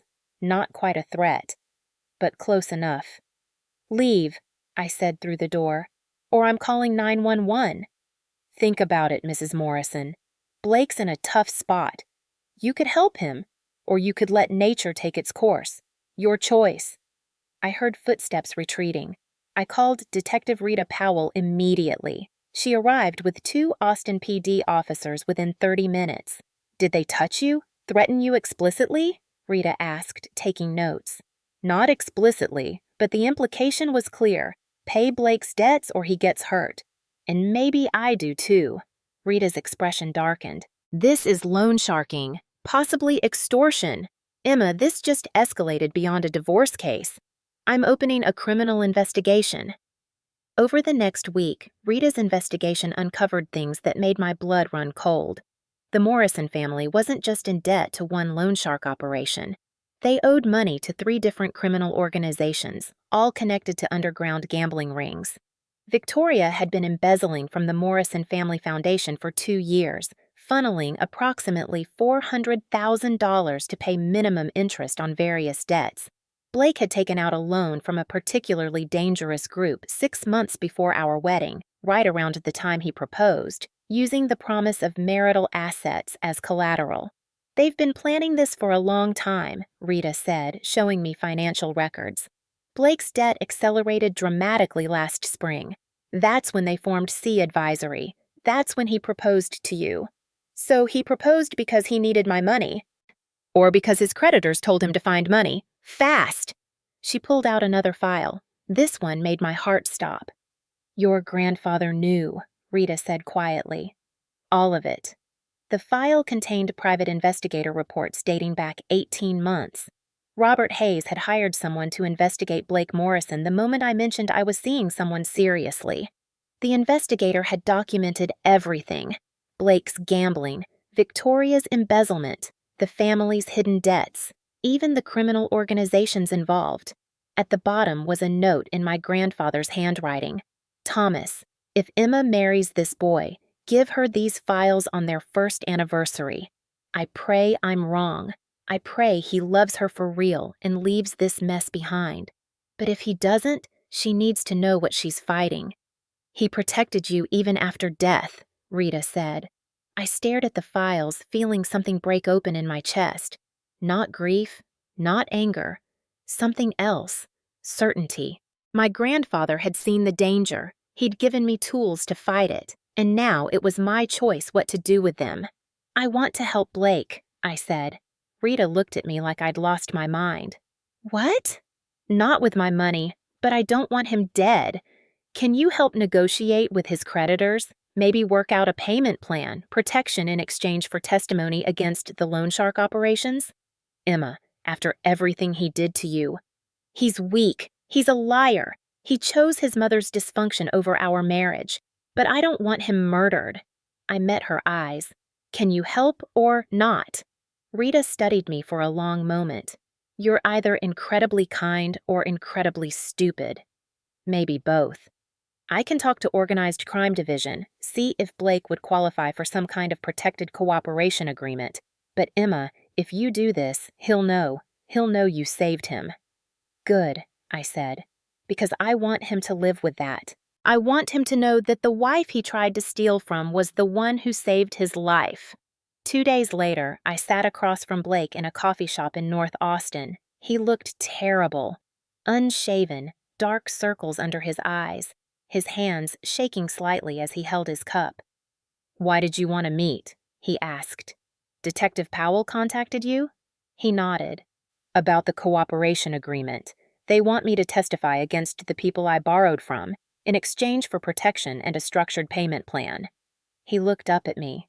That was you, wasn't it? You arranged this. Yes. Why? I thought about how to answer, how to explain that you can stop loving someone without wanting them dead, that boundaries don't mean cruelty, that protecting yourself doesn't require destroying others.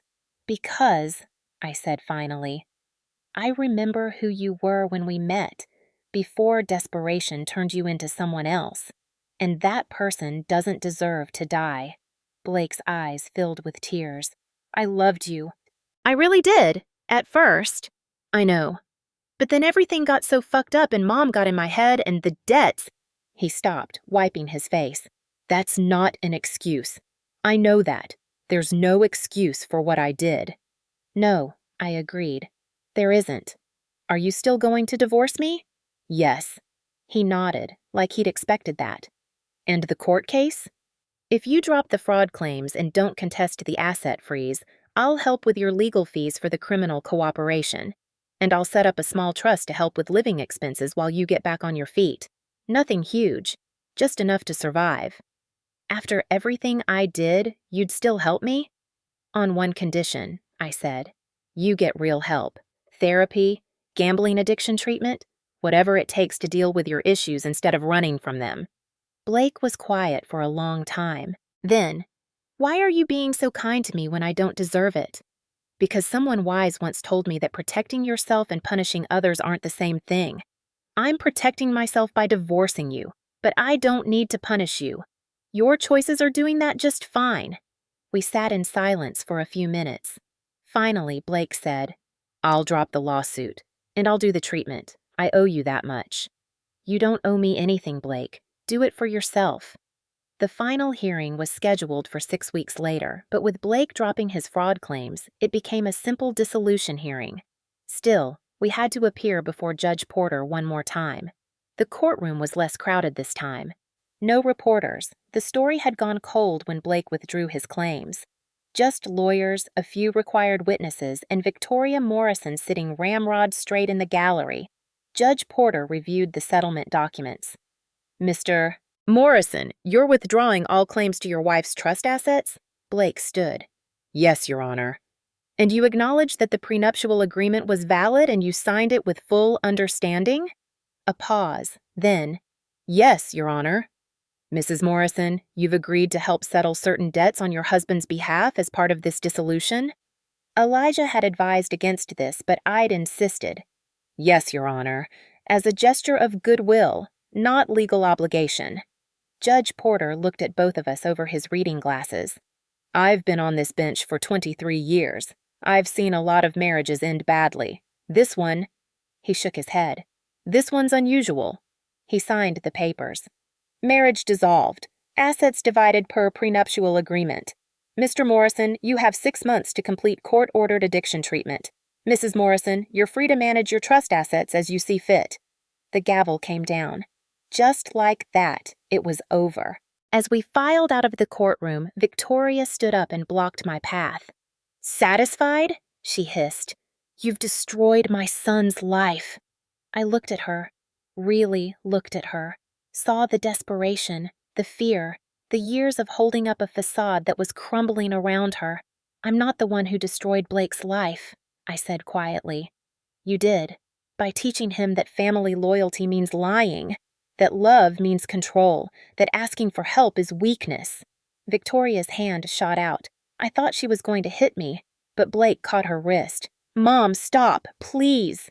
She took everything from us." "No," Blake said, his voice surprisingly firm.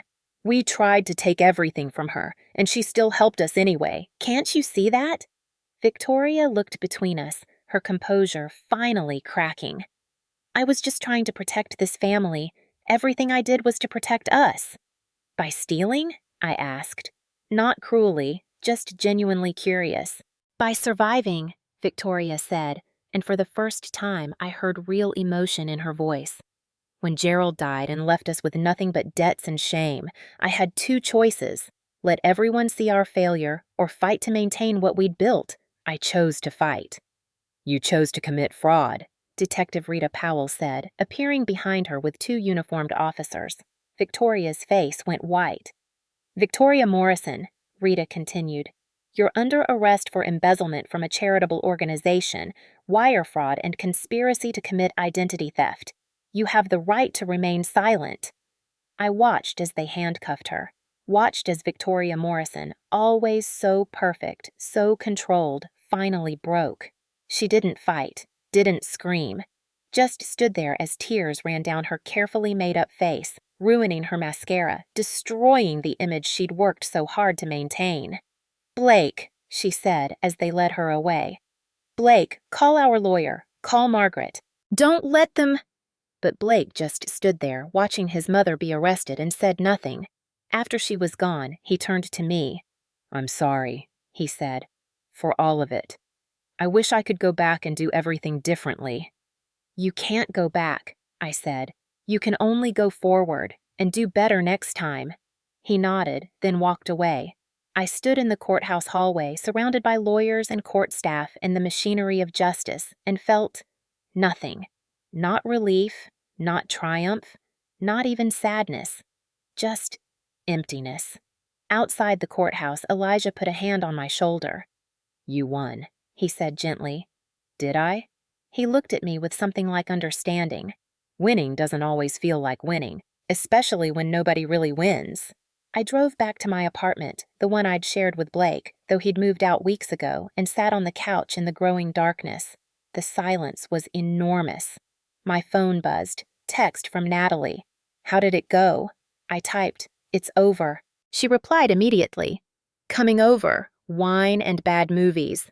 Don't argue." But before she arrived, I did something I'd been avoiding for weeks. I cried. Not gentle tears. Not dignified grief. The ugly kind of crying that comes from somewhere deep and primal. The kind that shakes your whole body and leaves you gasping for air. I cried for the marriage I'd lost, for the trust that was broken, for the man Blake could have been if he'd been stronger, for Victoria, trapped in her own desperation, for my grandfather who'd tried to protect me from this pain and only partially succeeded. I cried for the girl I'd been 6 months ago, hopeful, in love, believing that marriage meant partnership and family meant safety.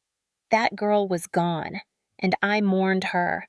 When Natalie arrived and found me on the floor surrounded by used tissues, she didn't say anything. She just sat down next to me, put her arm around my shoulders, and let me cry until I couldn't anymore. "I won the court case," I said finally, my voice hoarse. "I kept my company, I protected my inheritance. But Nat, I lost everything else." "No, you didn't," she said firmly. "You lost a liar and a manipulator. You didn't lose yourself. And that's what they were really trying to take. Then why does it hurt so much?" "Because you loved him. And love doesn't die just because someone doesn't deserve it anymore. You get to be sad about that. You get to grieve what could have been." We sat there on my living room floor for a long time.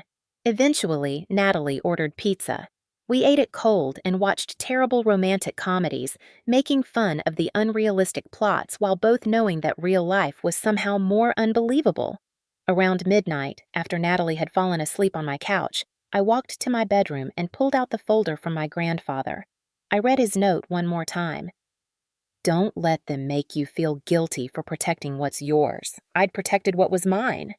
The company, the trust, the inheritance. But I'd also lost something I couldn't protect. The belief that love was enough, that people could be trusted, that marriage meant safety. Those things weren't in a trust, weren't protected by prenups, couldn't be frozen by court order. And Blake Morrison and his mother had taken them from me anyway.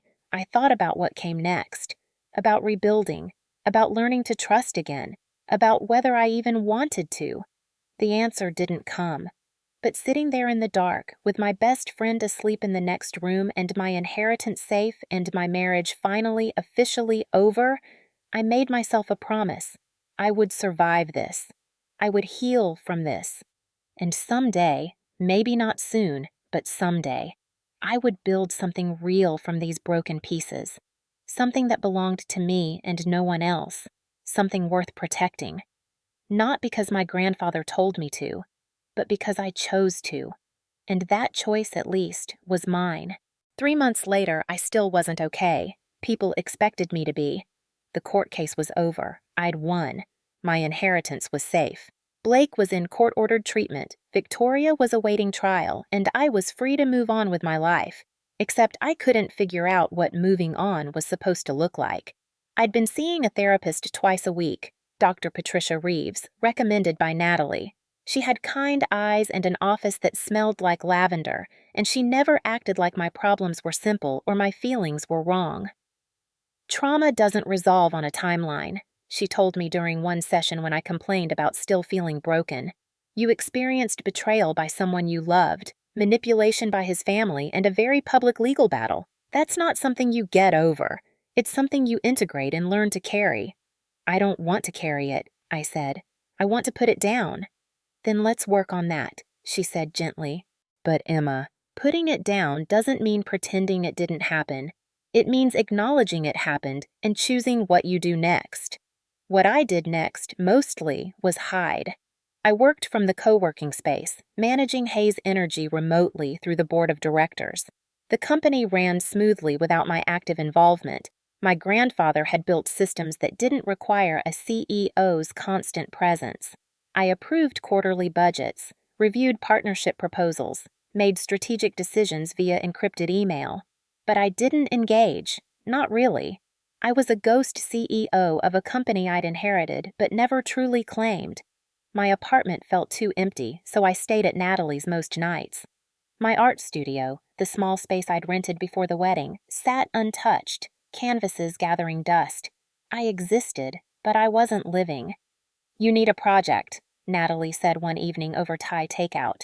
"Something that's yours, not your grandfather's company, not your failed marriage. Yours."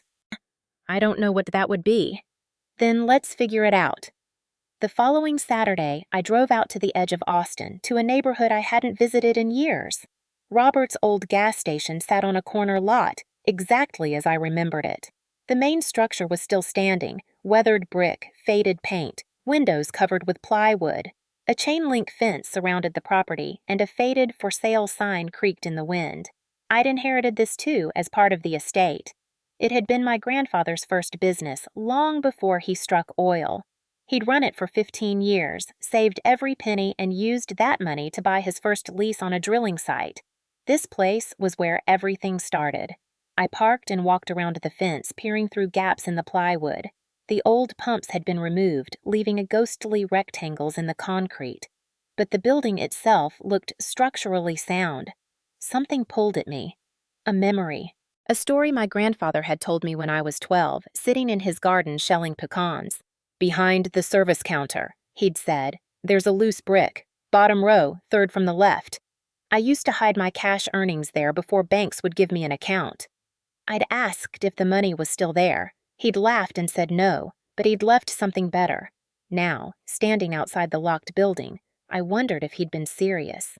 I called the estate attorney. By Monday afternoon, I had the keys. The inside smelled like motor oil and thyme. Dust covered every surface. Old shelves lined the walls, empty except for a few rusted cans. The service counter was exactly where I remembered. Scarred wood, an ancient cash register still sitting on top. I knelt behind the counter and ran my hands along the bottom row of bricks. Third from the left, slightly loose. I wiggled it free. Behind it, wrapped in waterproof fabric, was a small envelope. My hands shook as I opened it. Inside was a photograph. Me at 4 years old, sitting on my grandfather's lap in this very building. He was younger in the photo, maybe 50. His hands stained with grease, his smile genuine. I was laughing at something off camera, completely trusting, completely safe. Behind the photo was a folded note in his handwriting. "Emma girl, if you're reading this, it means you found your way back here. Good. This place matters. Not because it made money, but because it made community. I didn't get rich from this station, but I learned something more valuable. People need places where they're seen, where they matter, where someone remembers their name and asks about their kids and fixes their car even when they're short on cash. This isn't an inheritance, sweetheart. It's a mirror. Build something that reflects who you are, not what they expect you to be. All my love, Grandpa Robert." I sat on the dusty floor of that abandoned gas station and cried for the third time since the divorce. Not from grief this time, but from something else. Something like purpose stirring awake after a long sleep. 2 weeks later, I stood in the same spot with a contractor, an architect, and Natalie. "So you want to convert it into—" "What exactly?" the contractor asked, looking at his notes. "A community space," I said. "Free library in the back room, computer access for job applications, maybe a small food pantry, gas vouchers for people who need help getting to work or medical appointments." The architect nodded, sketching. "The structure's solid. We'd need to gut the interior, add proper climate control, update electrical. But it's doable." "How much?" I asked. He did some quick calculations. "Probably $200,000 to do it right. Maybe more if you want it nice." Natalie looked at me. "Emma, are you sure? That's a lot of money for something that won't generate income." "I have $16.9 million, I said. "I think I can spare $200,000 to build something that matters." The contractor grinned. "When do you want to start?" "Yesterday." Construction took 2 months. I was there almost every day watching the transformation. The old pump's footprint became a small parking lot. The service counter became a welcome desk. The storage room became a library with donated books. Local volunteers helped. A retired teacher organized the book collection. A software engineer set up the computers. A woman from the food bank helped design the pantry space. "Why are you doing this?"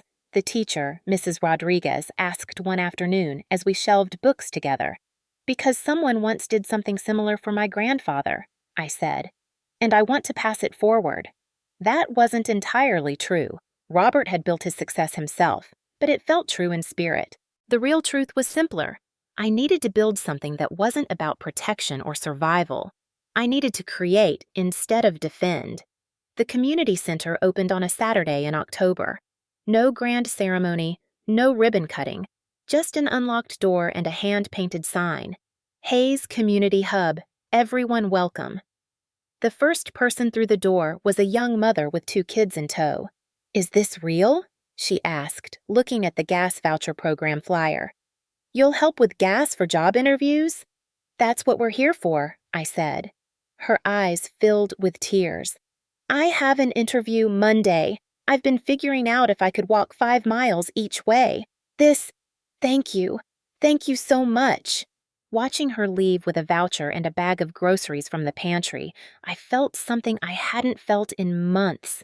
Useful, purposeful, real. That night, an email appeared in my personal inbox. Subject, from Blake. I stared at it for a long time before opening it. "Emma, I don't know if you'll read this. I wouldn't blame you if you deleted it without opening, but I wanted you to know I'm in treatment. Real treatment this time, not just court-ordered boxes to check. I'm at a rehab facility in Colorado, gambling addiction program. They have me in therapy 3 times a week, group sessions every day. I'm learning things about myself I didn't want to know, like how I used gambling the same way I used people, as a way to avoid feeling anything real. How I learned from Mom that love means control and family means obligation. How I never actually grew up, just got older. James comes to family therapy sometimes. He told me about Mom, that she's in jail awaiting trial, that the foundation is dissolved and the estate is being sold to cover restitution. I should feel worse about that than I do, but mostly I feel relieved, like a weight I've been carrying my whole life just got lifted. I know I don't deserve your forgiveness. I know what I did was unforgivable, but I want you to know I'm trying to become someone who wouldn't do those things, not for you, for myself. Thank you for setting up the cooperation agreement that probably saved my life, and thank you for the small trust fund. I'm using it for therapy copays and rent for a sober living facility. I don't expect us to ever speak again, but I needed you to know you were right. Love isn't enough without integrity, and I'm finally trying to build some integrity. I hope you're happy. You deserve that. Blake. I read it twice, then closed my laptop. I didn't respond. Didn't need to. Blake was on his own journey now, and I was on mine. They didn't need to intersect. The board meeting happened in November, 4 months after the divorce was finalized. I'd been avoiding this, avoiding the 10 men and 2 women who'd run Hayes Energy Solutions for decades. They were my grandfather's people, loyal, competent, and probably confused about why the new CEO had been a ghost for 6 months. Thomas Whitfield sat at the head of the conference table, the same attorney who'd handled my grandfather's estate. Next to him was Caroline Birch, CFO. Around the table, directors of operations, exploration, finance, legal. They all stood when I entered. "Ms. Hayes," Thomas said warmly, "it's good to see you in person finally." I took my seat at the head of the table, my grandfather's seat. It felt too big. "Thank you all for your patience," I said. "I know I've been absent, but I'm here now, and I need to talk about the future of this company." Caroline pulled up a presentation. "We've prepared quarterly reports."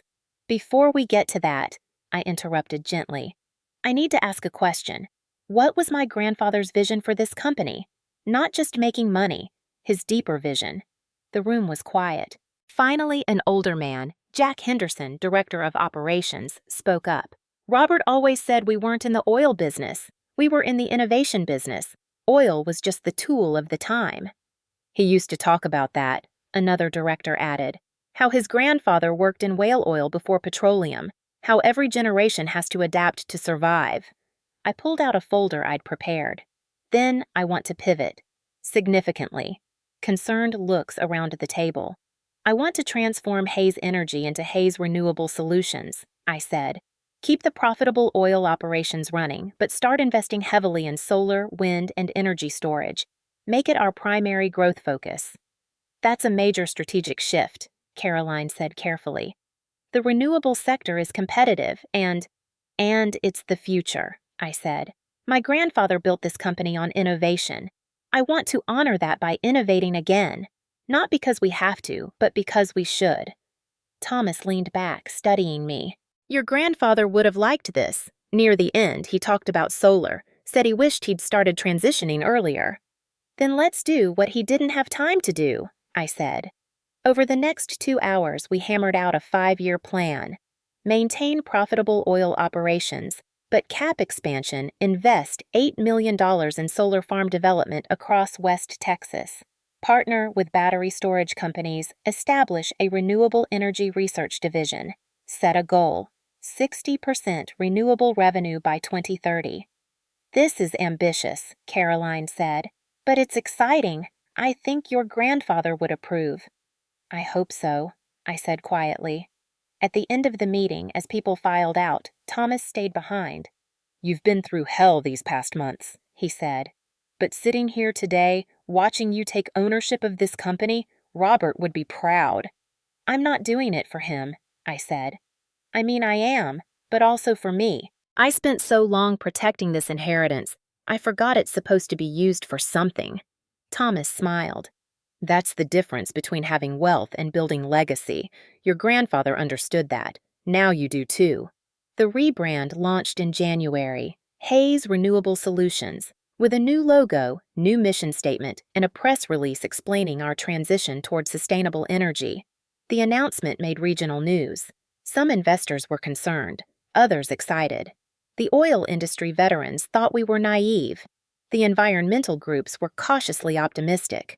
I didn't care about any of that. What mattered was the feeling I had walking into headquarters, not as a ghost CEO, but as someone actually building something. In the lobby, I had them hang Robert's photo from the gas station days. Below it, a plaque. Innovation isn't about tools, it's about vision. Robert Hayes, founder.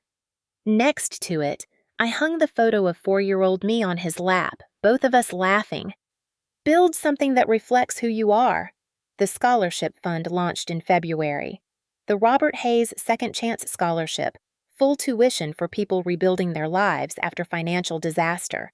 Divorce, bankruptcy, medical debt, any major crisis that derailed education or career.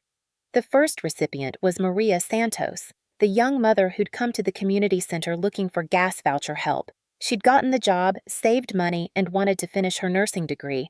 When I handed her the acceptance letter and scholarship check, she cried in my office. Why me? She asked. You don't even know me. Because someone gave my grandfather a second chance once, I said, and now I get to pass that forward. It wasn't exactly true, but it was true enough.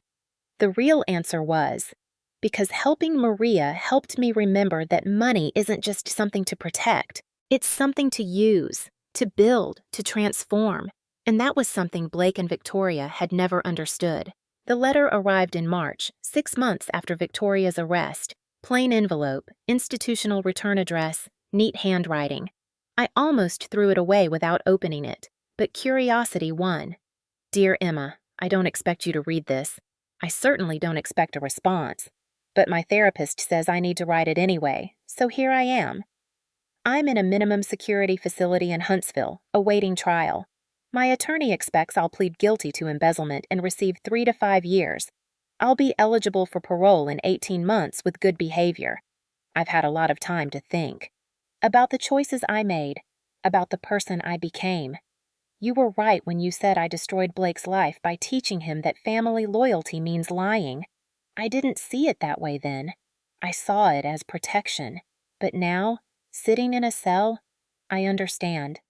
I taught both my sons that love means control, that asking for help is weakness, that maintaining appearances matters more than having integrity. My mother lost everything to a con artist when I was 16. Watched her beg relatives for money, watched the humiliation destroy her. I swore I would never be that vulnerable, never that weak. But I became something worse. I became the manipulator I feared. I hurt people to avoid being hurt. I stole to avoid losing. And in the end, I lost everything anyway. I don't tell you this for sympathy. I tell you because you deserve to know. You were right to protect yourself. You were right to see through my desperation. You were right to put boundaries around your life and your inheritance. I hope you're building something beautiful with your freedom. I hope you never become like me, someone so afraid of losing that they forget how to live. Victoria Morrison. I read the letter 3 times, feeling complicated, not forgiveness, but something like understanding. Victoria Morrison wasn't a villain in a story. She was a traumatized woman who'd made terrible choices from a place of fear, and now she was paying for them. That didn't excuse what she did, but it explained it. And explanation, I was learning, was sometimes enough to close a loop. 2 weeks later, I did something that surprised even me. I visited Victoria in prison. The visiting room was institutional and depressing. Gray walls, fluorescent lights, plastic chairs bolted to the floor. Guards everywhere, the smell of industrial cleaner and desperation. Victoria looked smaller than I remembered. No pearls, no perfect hair. Just a woman in prison orange, her face bare of makeup, aging visible around her eyes. She stood when she saw me, shock written across her face. "Emma, I didn't expect." We sat across from each other, a table between us. "Why did you come?" she asked finally. "I'm not sure," I admitted. "Maybe because I needed to see you as a person, not a villain in my story." Victoria's hands twisted in her lap. "I am a villain in your story. I tried to steal from you. I manipulated my son into betraying you. There's no other way to frame that." "No," I agreed. "But you're also a person who was terrified and desperate. Both things can be true." We sat in silence for a moment. "What will you do?" Victoria asked. "With all that money?" "Build something that helps people before they get desperate enough to hurt others." She looked at me with something that might have been respect. "That's either very wise or very naive." "Maybe both." Victoria managed a small smile. "Your grandfather would be proud. He was ruthless in business, but he had principles. You have his principles without the ruthlessness."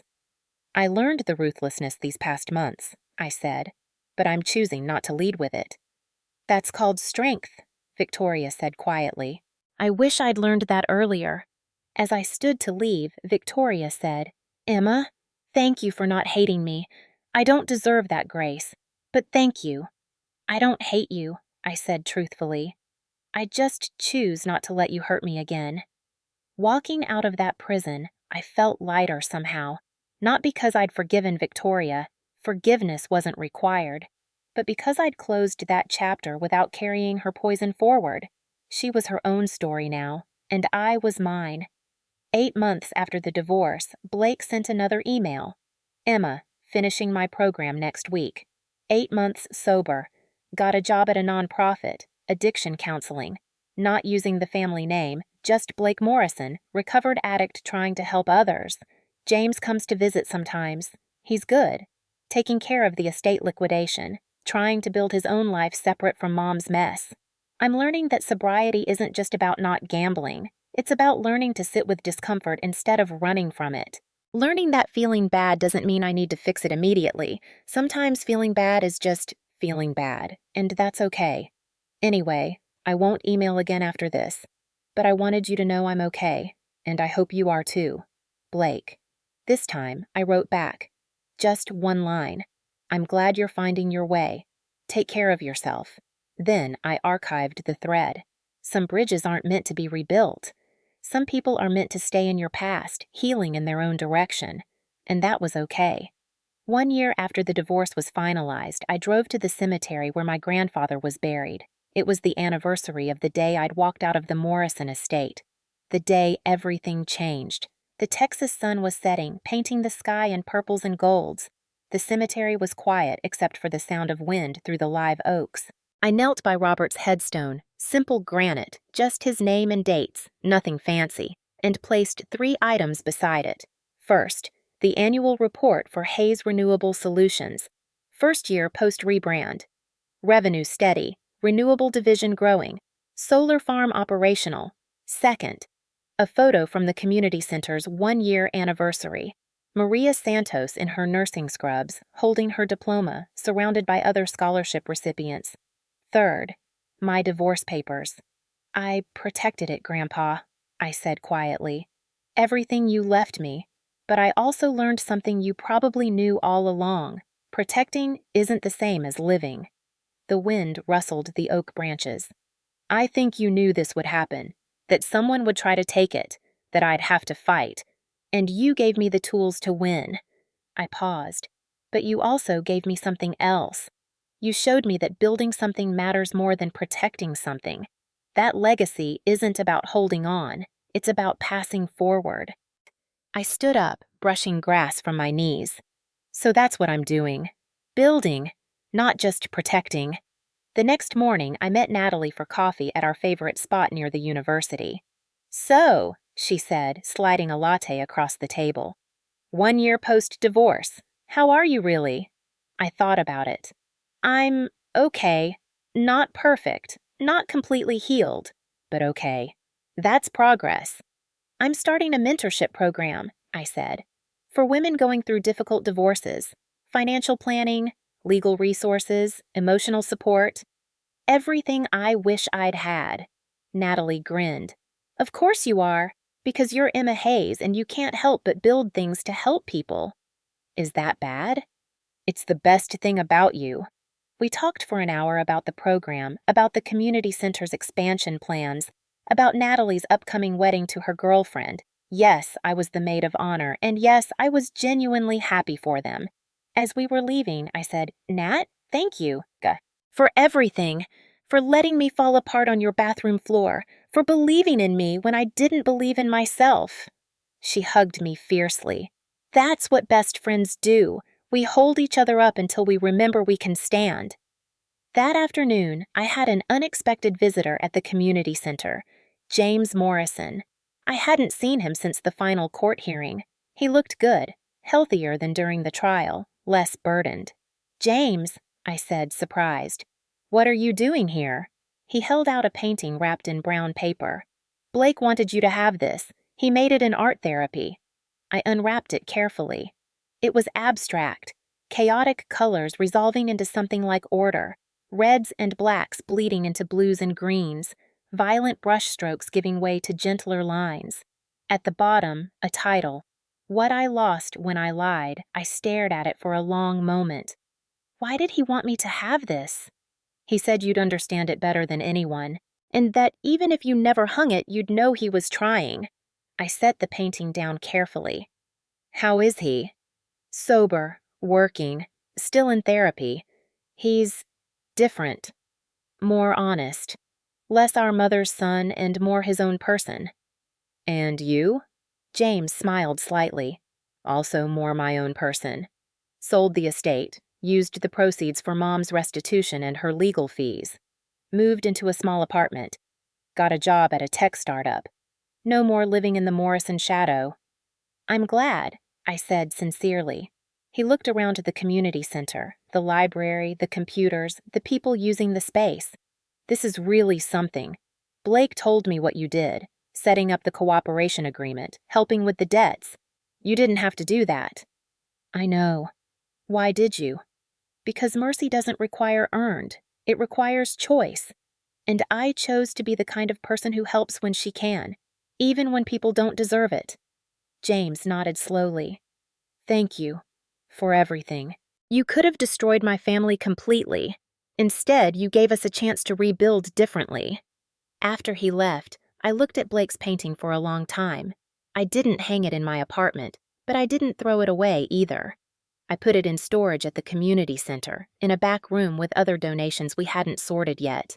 Maybe someday I'd look at it differently. Maybe someday I'd be ready to see Blake's pain as separate from my own. But not today. Today, I had other things to build. 6 months later, 18 months after everything fell apart, I stood in front of the community center with a paintbrush in my hand. The wall facing the parking lot was blank brick, boring, utilitarian. "What are you thinking?" Maria asked. She volunteered at the center now, between nursing shifts. "A mural," I said. "Something that shows what this place is about." "What is it about?"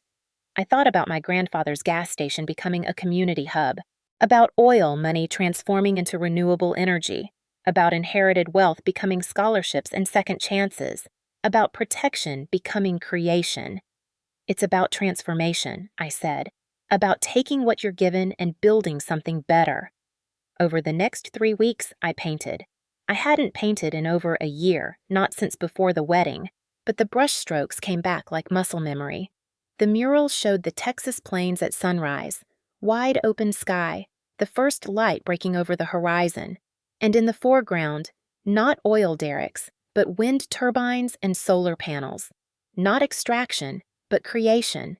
At the bottom, in my grandfather's handwriting, I'd copied it from his letters, the words, "This isn't an inheritance, it's a mirror. Build something that reflects who you are." On the day I finished, a small crowd gathered to look.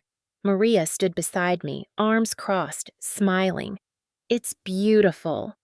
"It's hope," I said. "That's what this place is supposed to be, a place where people can see possibility instead of just survival." That night, I drove home to my apartment, not the one I'd shared with Blake, but a new one I'd chosen myself, filled with art I loved and furniture that was mine alone. I made dinner, poured a glass of wine, sat on my balcony watching the Austin skyline light up against the darkening sky. My phone buzzed with messages. The board approving next quarter's renewable energy investments, Maria sending a photo of her first day at her new nursing job, Natalie asking if I wanted to grab breakfast before her wedding dress fitting, Thomas Whitfield forwarding news coverage of our scholarship program, expanding statewide. A year and a half ago, I'd lost a marriage, my trust in people, my belief that love was enough. But I'd gained something else, myself. Not the version of me that stayed quiet to keep peace. Not the one who rationalized red flags because confrontation was uncomfortable. Not the one who protected inheritance but forgot to live. The version of me who built things, who helped people, who transformed pain into purpose. The version my grandfather had always believed existed, even when I didn't believe it myself. I picked up my phone and opened a new note. Typed, "Dear Grandpa, it's been 2 years since you died. 18 months since I almost lost everything you left me. And I finally understand what you meant. You didn't leave me money. You left me options. The option to protect myself. The option to build something real. The option to choose who I become. I chose to become someone who creates instead of just protects, someone who helps instead of just survives. I think you'd be proud of that. Thank you for seeing me when I couldn't see myself. Thank you for trusting me with more than just money, with legacy, with responsibility, with purpose. I'm building something, Grandpa. Something that reflects who I am, not what people expect me to be. And it's beautiful. All my love, Emma." I saved the note, then closed my eyes and let the warm evening breeze wash over me. Somewhere in the city, Blake was rebuilding his life one sober day at a time. Somewhere, Victoria was serving her sentence and, hopefully, finding her own kind of redemption. Somewhere, James was building a future separate from his family's dysfunction. And here, I was doing the same. We were all broken pieces, learning to build something new. The difference was, I was building from a foundation of truth, not lies, of boundaries, not control, of creation, not just protection. And that made all the difference. The next morning, I woke up early and drove to the community center. The sunrise was just beginning, painting the mural in gold and pink light. I unlocked the doors, turned on the lights, started the coffee maker. At 7 a.m., the first person walked in, an elderly man looking for the computer lab to apply for Social Security benefits. At 7:30, a teenager came for the free library, needing books for a school project. At 8, Maria arrived with fresh pastries from a bakery that donated day-old goods. This was my inheritance, I realized. Not the money in the bank or the company or the trust funds. This, the ability to create space for people to rebuild, to offer second chances because someone once protected mine, to transform wealth into something that actually mattered. Coffee? Maria asked, holding out a cup. Please, I said, taking it gratefully. We stood together at the welcome desk, watching people use the space, quiet dignity, small hopes, everyday struggles becoming slightly less heavy. You know what I love about this place? Maria said. It's not charity, it's just humanity. Seeing people and helping because you can. That's exactly what it's supposed to be. My phone buzzed. Text from Natalie. Breakfast? I need your opinion on centerpieces. I smiled. Be there in 30. As I locked up to leave, I took one last look at the mural. The sunrise, the transformation, the reflection of who I'd chosen to become. Blake had given me a painting called What I Lost When I Lied, but I'd created something bigger, what I built when I chose truth. And that, I thought as I drove toward breakfast with my best friend, toward a day full of purpose and possibility, toward a future I was actively creating rather than just protecting. That was the real inheritance, not what my grandfather left me, but what I chose to do with it.